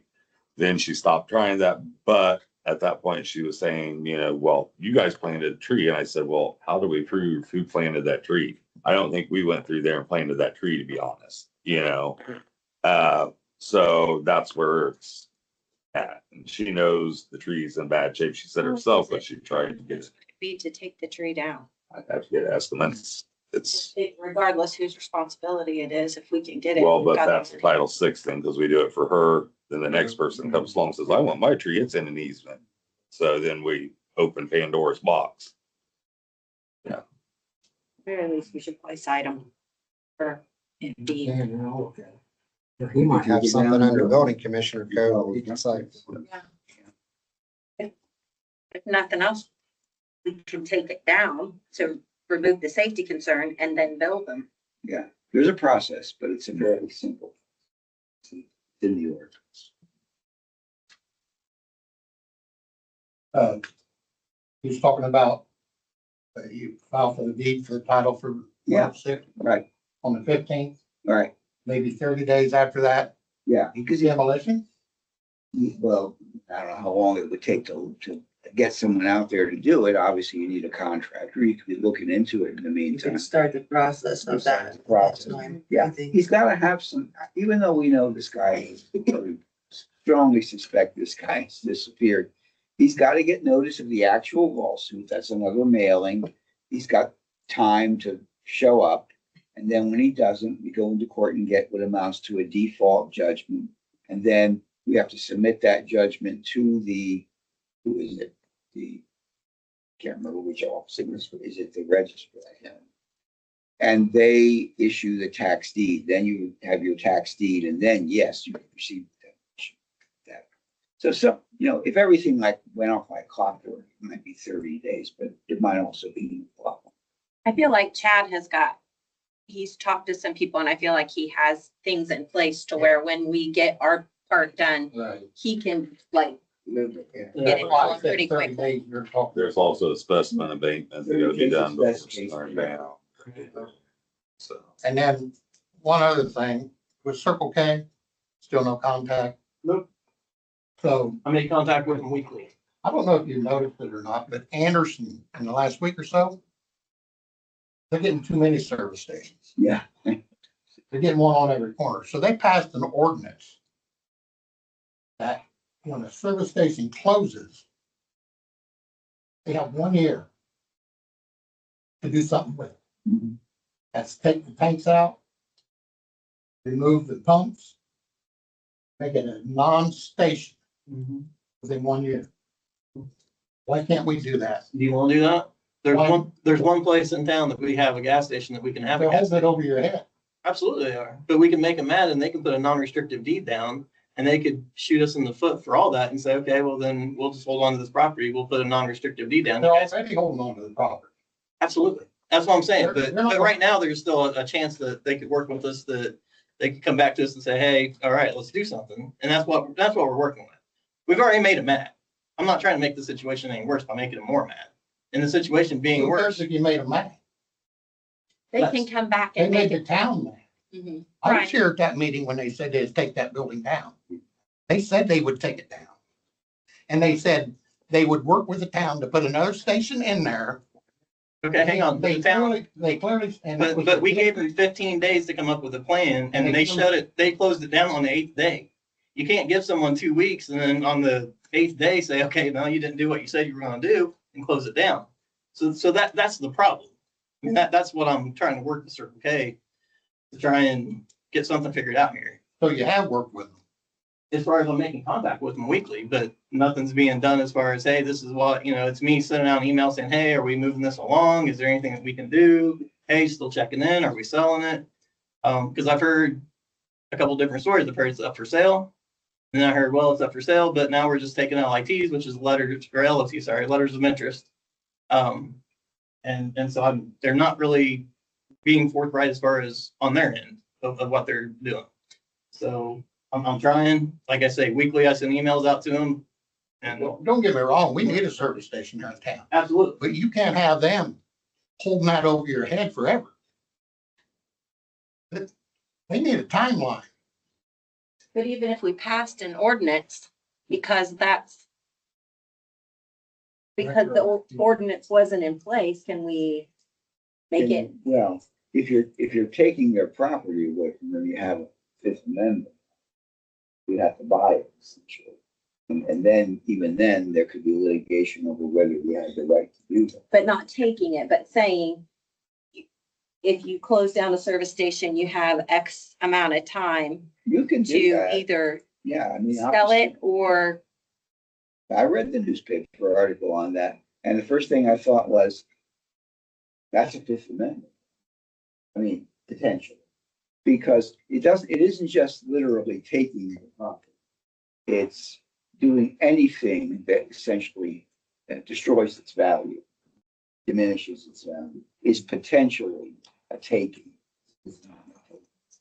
And so, you know, you might, with the average owner, it might not matter, you can work something out. With a big company like Circle K, you run the risk of getting involved in federal court legislation. We have way more money to pay for litigation than we do. Yeah, you So we don't want to do anything And they like have way more money to sit on it and wait until they decide on what they want to do. Again, unfortunately, I mean, we're at their mercy right now. Well, I know we are, and they're holding it over our head. Yeah, and It's like, and the only thing we can do is keep open communication as we're doing and keep trying to talk to them, and eventually, you know, hopefully someone isn't mad anymore and they figure it out and we put some water under a bridge and we get a gas station. But we're limited on property here. I mean, there's only, oh, I understand. yeah, and so that's the spot we have. I for know a gas that. station. And they that. know That would that. be the Right. least expensive to, like, I Right. don't know, overall the least expensive, but the equipment that you need to operate a service station, the majority of it's already there. So So that would make it more attractive to somebody else So if because we- they, poke the bear, so to speak, and then they say, okay, whatever, we'll just tear down the building. We're gonna make that green space and we'll put a non-restricted deed down. Now we're really without a gas station. How long do you sit and wait for them to make up their mind on whether they're gonna be mad or not? well, we're not just waiting. Yeah. I What mean, we're trying to do is, it's been a negotiation piece. It's been Steve reaching out and saying, okay, how can we work together to resolve this issue? Not, what are you gonna do? What are you gonna do? What are you gonna do? It's been trying to say, what can we do to work together? It's pretty much going hand in hand. I'm sorry. Do they ever answer you? Yeah, I mean, the last email I got was, it's hard to sell a building that's been condemned. And then I said, hey, if there was a way for us to work on that building, you know, help tear it down, whatever, you know, just throwing something at them to try and get Tell something us what back. we need to do. Yeah, and no, they just said, no, there's not at this time. I mean, Okay, because that's what they offered, was to tear the building down. It'd be gone in a week, and they would help put somebody in there yes, to build a new one, yes, and they do it all the time. yes. That was their word. And we've had, and I've probably had 8 different people who've come through who said, man, we put a gas station up there, you know, within a week. But they can't, because they're holding it over your head. Right. So, because but we tell them to contact Circle K. Anybody Exactly. who's expressed even a remote interest, we referred them and given them all the contact information we have and say, call them, try, because we're thinking maybe even if they're ticked at us, maybe they'll work with somebody who's not us to put in the gas station. And I've got 20 years of business development experience. I mean, I really do. And I'm really working with Chad. He's our economic development as well. I mean, he's trying to help. The problem is that we told him we'd give him 15 days to come up with a plan. And on the 8th day, we shut him down. Well, that's going to make anybody mad. And how do you trust anybody to work with somebody after you do that? I guess I missed that part, because I thought they gave you the plan when they were here that day. No. We They have, said what they were gonna do. well, they said that, so one of their things that they said they had to do is because the Circle K was not part of the new footprint that they were making with these other new gas stations. The size. Right, that they were gonna have to go to a different side of the same company and try and get money to build a new one, and that would take until, I think, March at the time. They were talking about a March. And we said, okay, well, give us a punch list in a couple of weeks of what you guys could do to make the building safe, that RD would be comfortable with allowing people to go in there. And we said 15 days, and on the 8th day, we shut them down.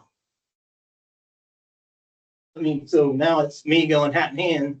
All right, guys, what can we do to make this better? And again, Terry, I'm trying. Okay, that's, you know, that's So that's where we're at. explanation. But we just can't let them hanging over our head forever. Because there might be other people want to come to town, but won't, because it's still a viable station Sure. with some repairs, and I think. Or make, The If it's- building itself, I don't think. From their own engineering report, it was no. yeah, That they put a was- price tag on it like it's a nice building, Sure. so nobody's gonna buy it. Yeah. They priced it so you couldn't buy it. They want, you can't even find that out now. Yeah, At I one was point I saying. heard it was 1.2, Yeah. 1.1. Two listed. I know what Humphreys went for up there.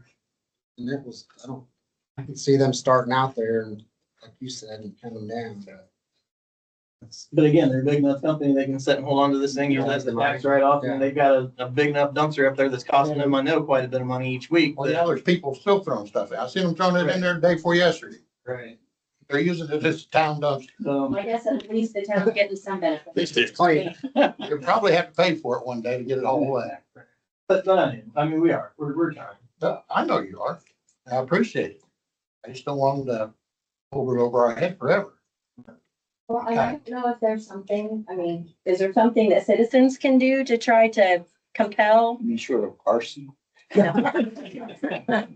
No, I mean, like to compel the company. Well, okay. Maybe it's just someone. Please come back. I mean, you can go through the condemnation process that we set up, but I don't think, I assume that they've got it secured.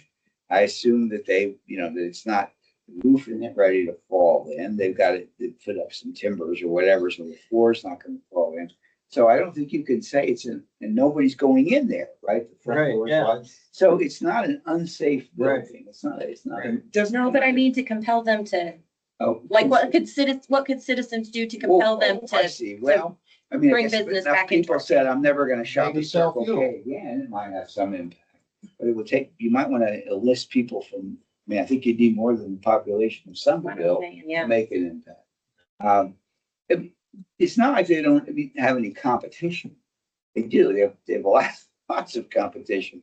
And, if 50,000 people, signed a petition, and maybe it would have an impact on them, they say, well, we don't lose that much business. I can't imagine what else. Litigation is not gonna.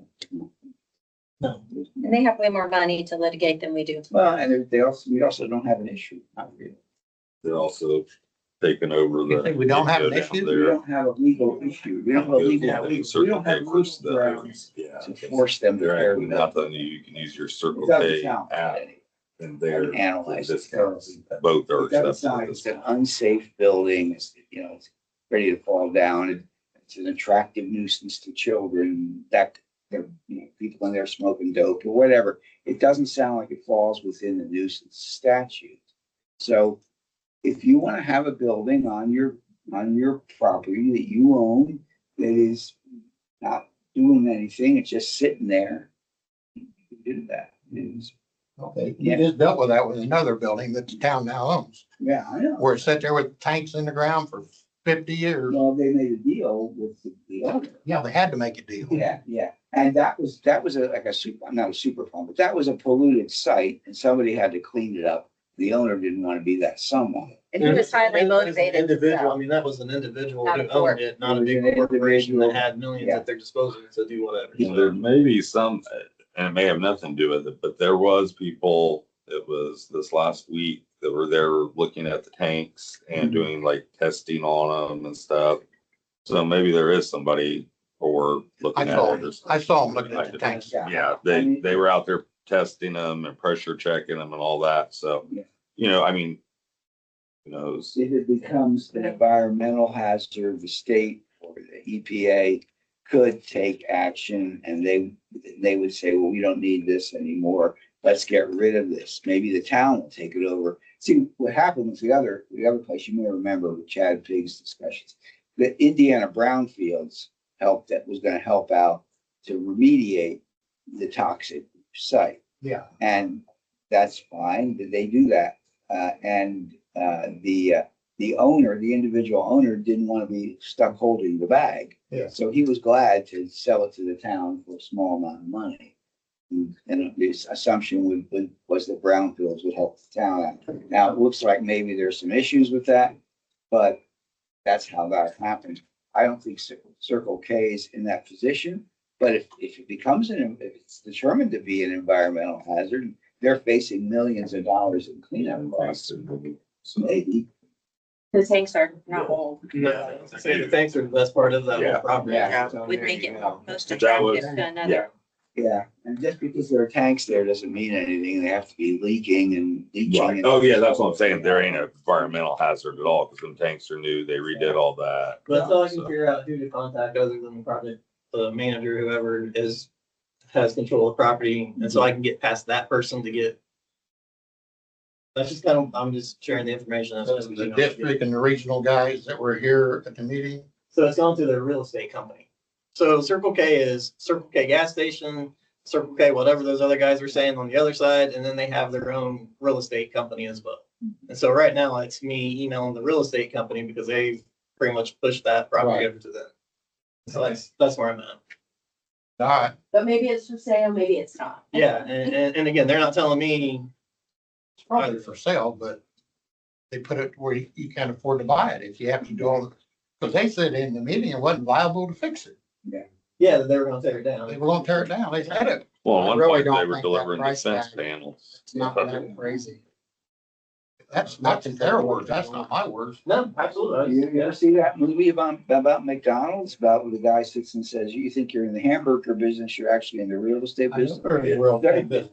I was in this with a small civil firm in Tucson that litigated against Circle K for 5 years over what they had done to their executive pension fund. It's called an ERISA case, and it involved transactions in real estate that basically ripped these people off.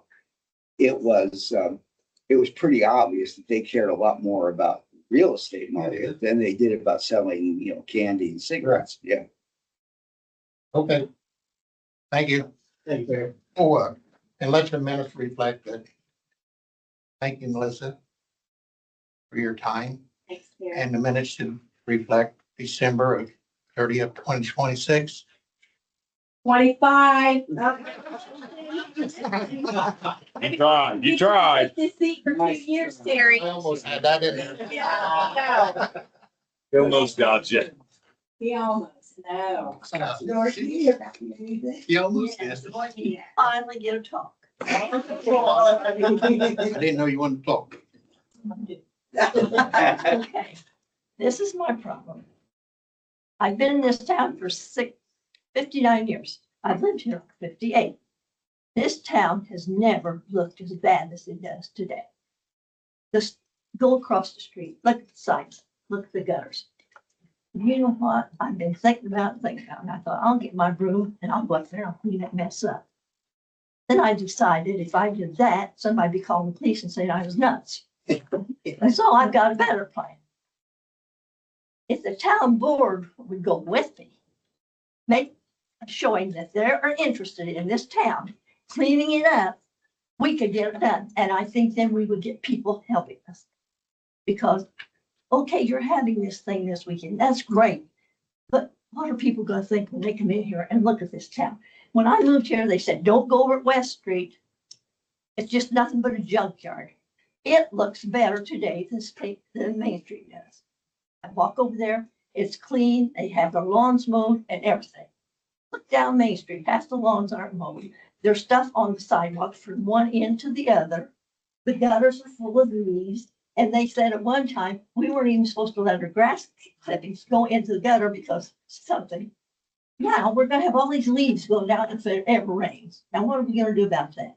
We need to clean this town up. And I will help. I don't care if I am 94. I will be there if somebody will be there with me. Let's clean this town up. If we would, people are wanting to get out of these big cities. If we clean this town up and tear down some of these nasty houses and have lots for people to go, we would grow, and we need to grow. So think about this. I'm very passionate about this. I would sleep over it. I think so, even to be more than- But Thank you. Thank you, Dorothy. Thanks, Dorothy. Okay. I'll comment real quick on that. We've been working on painting the curbs. I don't know if you've looked down Walnut here recently. We did down Main Street with the good people we have and staffing. Now we're getting to where mowing's done. So they're working on painting. We were just talking about today in the office that they're going to start, since we don't have a street sweeper, sweeping the curbs. So actually that was just discussed today. So we're on the same thought with you. It's just time and labor. let their sidewalks get such a mess. They're Yeah. horrible. And there's yards that are horrible. We've issued the nuisance issues to them, but then they have 60 days. So the way the ordinance reads, we can't do nothing until that 60 days is elapsed. Well, So, what's wrong with people that they don't have any pride in their properties anymore? That's what I want to know. It's a mess. It just makes me sick when I walk down Main Street or any street. Well, it's not, but Main Street's where I live. but and like Walnut, same thing. There, there's people, but we're trying to get the curves brightened up and things like that. Well, I'm about ready to different take my things. neighbors over there at that White House and start cutting stuff down. Do what now? I said, I'm about ready to take my neighbors over and start cutting stuff down at that White House. It's a mess. Okay, yeah, I know what you're talking about. The other thing we can do, like, I know it doesn't help in the moment, but we can, when we do our service learning project in May, let's work and put a plan together for those kids to have projects to do on Main Street to take care of some of those things. I'm not saying don't do something before then. We can do something before then, but also have something on that time, because we have lots of kids that will come out. Okay, that's what I was saying. Can't we get some of the kids to maybe come down on Saturday and sweep up the sidewalks when they get to looking bad? If we sweep them up once, that'd be okay for a while. But, there's no sense of our town. I like to drive through small towns. I have not seen a small town that looks as bad as this one. We've driven, Peggy and I've driven through many small towns this summer. You wouldn't believe our town looks a mess beside the others that we go through. What is wrong with Somerville? It didn't used to be this way. I know, man, a friend worked all day on a property here in town to get it cleaned up during the May project. And it looks worse now today than it did when we cleaned it up. Yes, you guys did.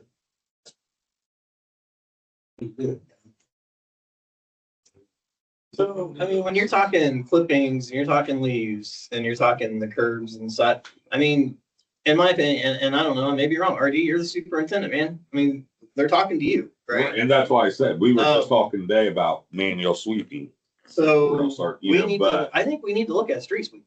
and we are, and we was also talking about that. We Okay. called a guy that he's an actual broker in them. But the ones we're looking at in the price range we're gonna keep throwing money at. They're Right. older, and so we were talking to Robin today about looking at a grant where we could possibly get a new one. Because the ones that people are selling, there's something wrong with them. There's this, that. Sure. One of them that he presented to me, it was right at $100,000, but the tank is about rusted through. So we buy it, then it's done, Yeah. so, and everybody wants a fortune for the ones they got out there. So we talked about looking at grants for a new one. And that was the conversation also today about, because we were talking about looking at it and looking down but the thing is, we'll sweep it, manually. And by the time we get to that end, there'll be stuff on this end. Yeah. If it's not a weekly thing and manpower wise and the other jobs, locates, all the things we got going on, we don't have time to sweep it every day, There's a sign up here saying we're cleaning up the town this Saturday. Where's all our hair?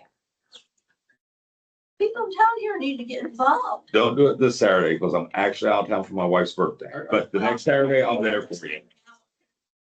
Okay. Stuff that falls from trees and stuff, or are you talking about people blowing it out?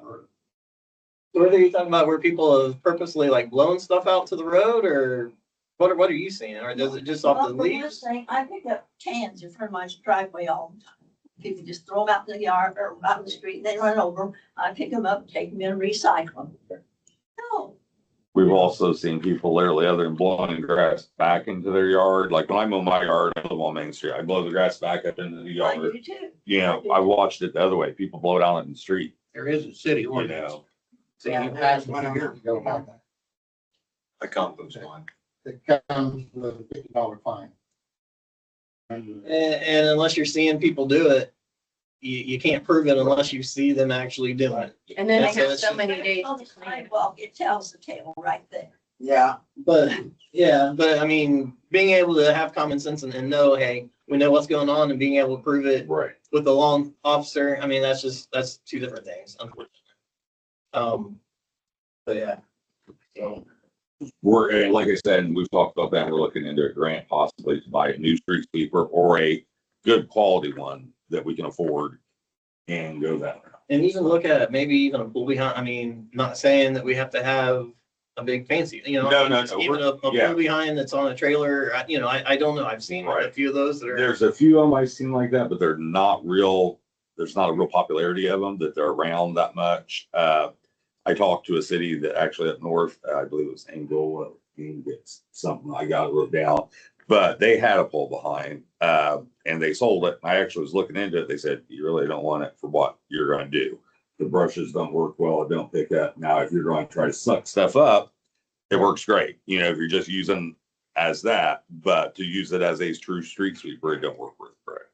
So we've looked at like the one Elwood brought over, which is even a smaller one than like what the town used to have. It's on a normal truck chassis. They're cheaper, but you're still looking about $300,000. What about, could we contract once a month for somebody to come over, like for Elwood to come over or Alexandria or somewhere? We looked at that one time. We looked at that one time and there was an issue with the other cities doing it. But there was a private company, but the quote was like outrageous. I think it was Yeah. more expensive to do it that way than it was for us just to buy the Start buying it, yeah, And buy it. budget one in to put it, so. What about Fairmount or Alexandria? Could we work I at did it? that before. Well. Did you look no, into that? We had talked about that, but there was an issue about paying them, another town to another town. They said they couldn't do that when, I think it was Alexandria I talked to. Because that's why they don't charge us when we have them up for the jet charter thing. They can't accept payment. You can't hire employees in another town to do work for this town. Yeah, I don't know a particular statute, but it wouldn't surprise me at all. We,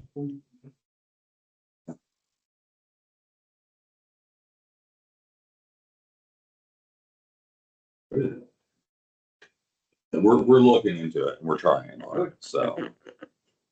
Let's see if we can get a grant or. Well, are you people willing to clean the street on a Saturday? We have before. Yeah, I think so. I can't do it this Saturday. I have to chili cook off, but next Saturday, I'll get my broom out. Good. And my little bucket if I have to, and we can clean up this part of here from the post office down to the corner. I thought there might be a problem with the insurance line. Well, that's been brought up. Because to you before there was a about couple the people that liability. used to do that and they told to stop doing it. Yeah. Because of the town insurance, if Because it you, if takes one to something would swallow everybody happen, get else. to you, yeah. Yeah. If you know. I'm not suing anybody. I want the No, town to No, clean that's up. not. what we're Right, saying. and you wouldn't, but there are people who are just looking for a reason, which is why we did what we did with the Circle K, because we were worried that somebody was gonna get hurt and then sue us for everything we got. Wasn't the great decision. Wasn't the great decision, but we had bad options to choose from. You know, same thing with this. There are people that are just waiting for something to get some quick money. And if you do something and damage something on their property that they don't take care of, but all of a sudden now they're real worried about their property and they're going to sue the town or somebody. That's why we didn't let somebody come in. They wanted to cut something up for scrap, but we couldn't let them because they weren't bonded and insured. And if they got hurt, they could sue us. And it's just a mess. It would just be so much easier. People would just take care of their stuff and be proud of where they live and put some time and effort into it. But Now, I don't know, I could be wrong, and this sounds bad, but if it was something that was organized, not as a city, but by an individual, like say the Flower Club maybe, say, we're gonna have a community cleanup day.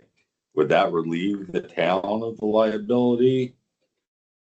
If the town organized it and just said, go out there and do this, and didn't supervise them, you mean? I'm saying somebody totally separately. organization came Like- in and did it. Oh, yeah, Yeah, the Yeah, town went no, directly, yeah, club took it over. I mean, I'll still come help the club, but No. it wasn't a town function with that.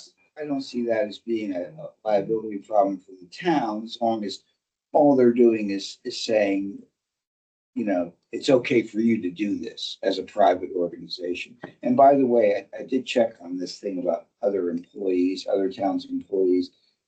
You can do it, but it has to be done through what's called an employee interchange program. And there's all kinds of restrictions about nepotism and conflict of interest, and then lots of other rules you have to follow. So it can be done, but it's not easy. But sweeping the streets, That's our streets. I mean, they still can't sweep streets. What do you mean? Like with the, she's talking about like sweep with the broom, Right. right? Yeah. I mean, If it was a town organized event, that's where we would have the liability, I would believe. Right, on our own, or a club to say, but I hey, mean, just as an individual. yeah, I don't think there's a, You know, you can go out. right, yeah. We were talking about though, putting as a town doing it. Yeah. If we sponsored it, right, the council and the town to do it, then it would be a town event. I think that would be, I guess, RD, until something gets done, it's on you. It's your department. right. You've got extra help now. You've heard the concerns. Come up with a plan. Yeah, it's tasked to you at this point, until we can, take a look at the streets, see, my expectations, not necessarily you guys to be down there with hand brooms and trying to broom stuff, but just seeing what can be done and Right. what can be done a little bit better. Well, and that's where we're at, that have brooms and just sweep down the road. Because that's what we got. Blowers, whatever. Blowers. Now, I was gonna say, We blowers, but you blow it somewhere then and it ends up in our drain, so that becomes a problem too. So we have to, sweep it like we did before, because we was talking about like Andy previously would sweep areas, when he was bored, he would just do, because he liked walking and he would sweep, but you don't want to push it all down the drain because then it becomes an issue with that, so. We'll work on it and we'll see about the grants and what we can figure out. cover the drains before you guys start, you know what I mean? Well, but at some point you're blowing it somewhere if you're just using a blower. That's what I'm saying. Right. Going, eventually you may blow it out of this section, but now this section. So I think the best option for doing that is take the broom and shovel, put it in the can, take it to the dumpster, so. Anybody have anything else? But some of the property, like on Walnut Street, nobody lives in it. I think he's from Anderson, and he just mows it every so often. That's the place I am. He's living there. No, down by highway. Oh, down your one, okay. There's 2 houses. Oh, that's right. Until he breaks laws, there's not, there's nothing we can really do for people not taking care of. Yeah, hardly shoot one of the houses for the grown up trees. Well, then that's. You've been cited. Oh, yeah, Okay, we've there you go. Told the neighbor lady, I said, would you rather see the open windows in the house? Yeah. Grown up. Well, we were down there talking that one day with her, so. I'd rather see what it is now. I'd rather see it, cleaned up. Sure. Just like Dorothy said, Yeah. because he don't live here. Why does people buy property and don't fix it up? And they're not living here. So has he passed his 60 days?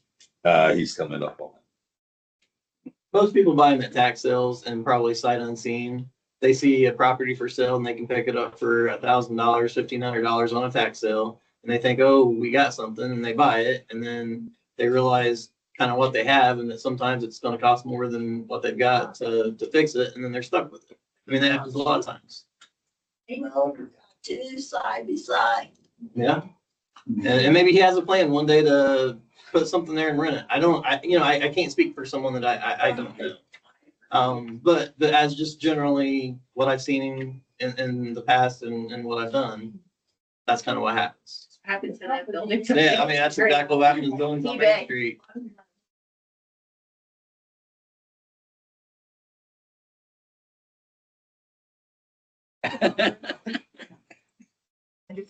All right. Great. I make a motion, we adjourn. Second. All in favor? All right. Thank you.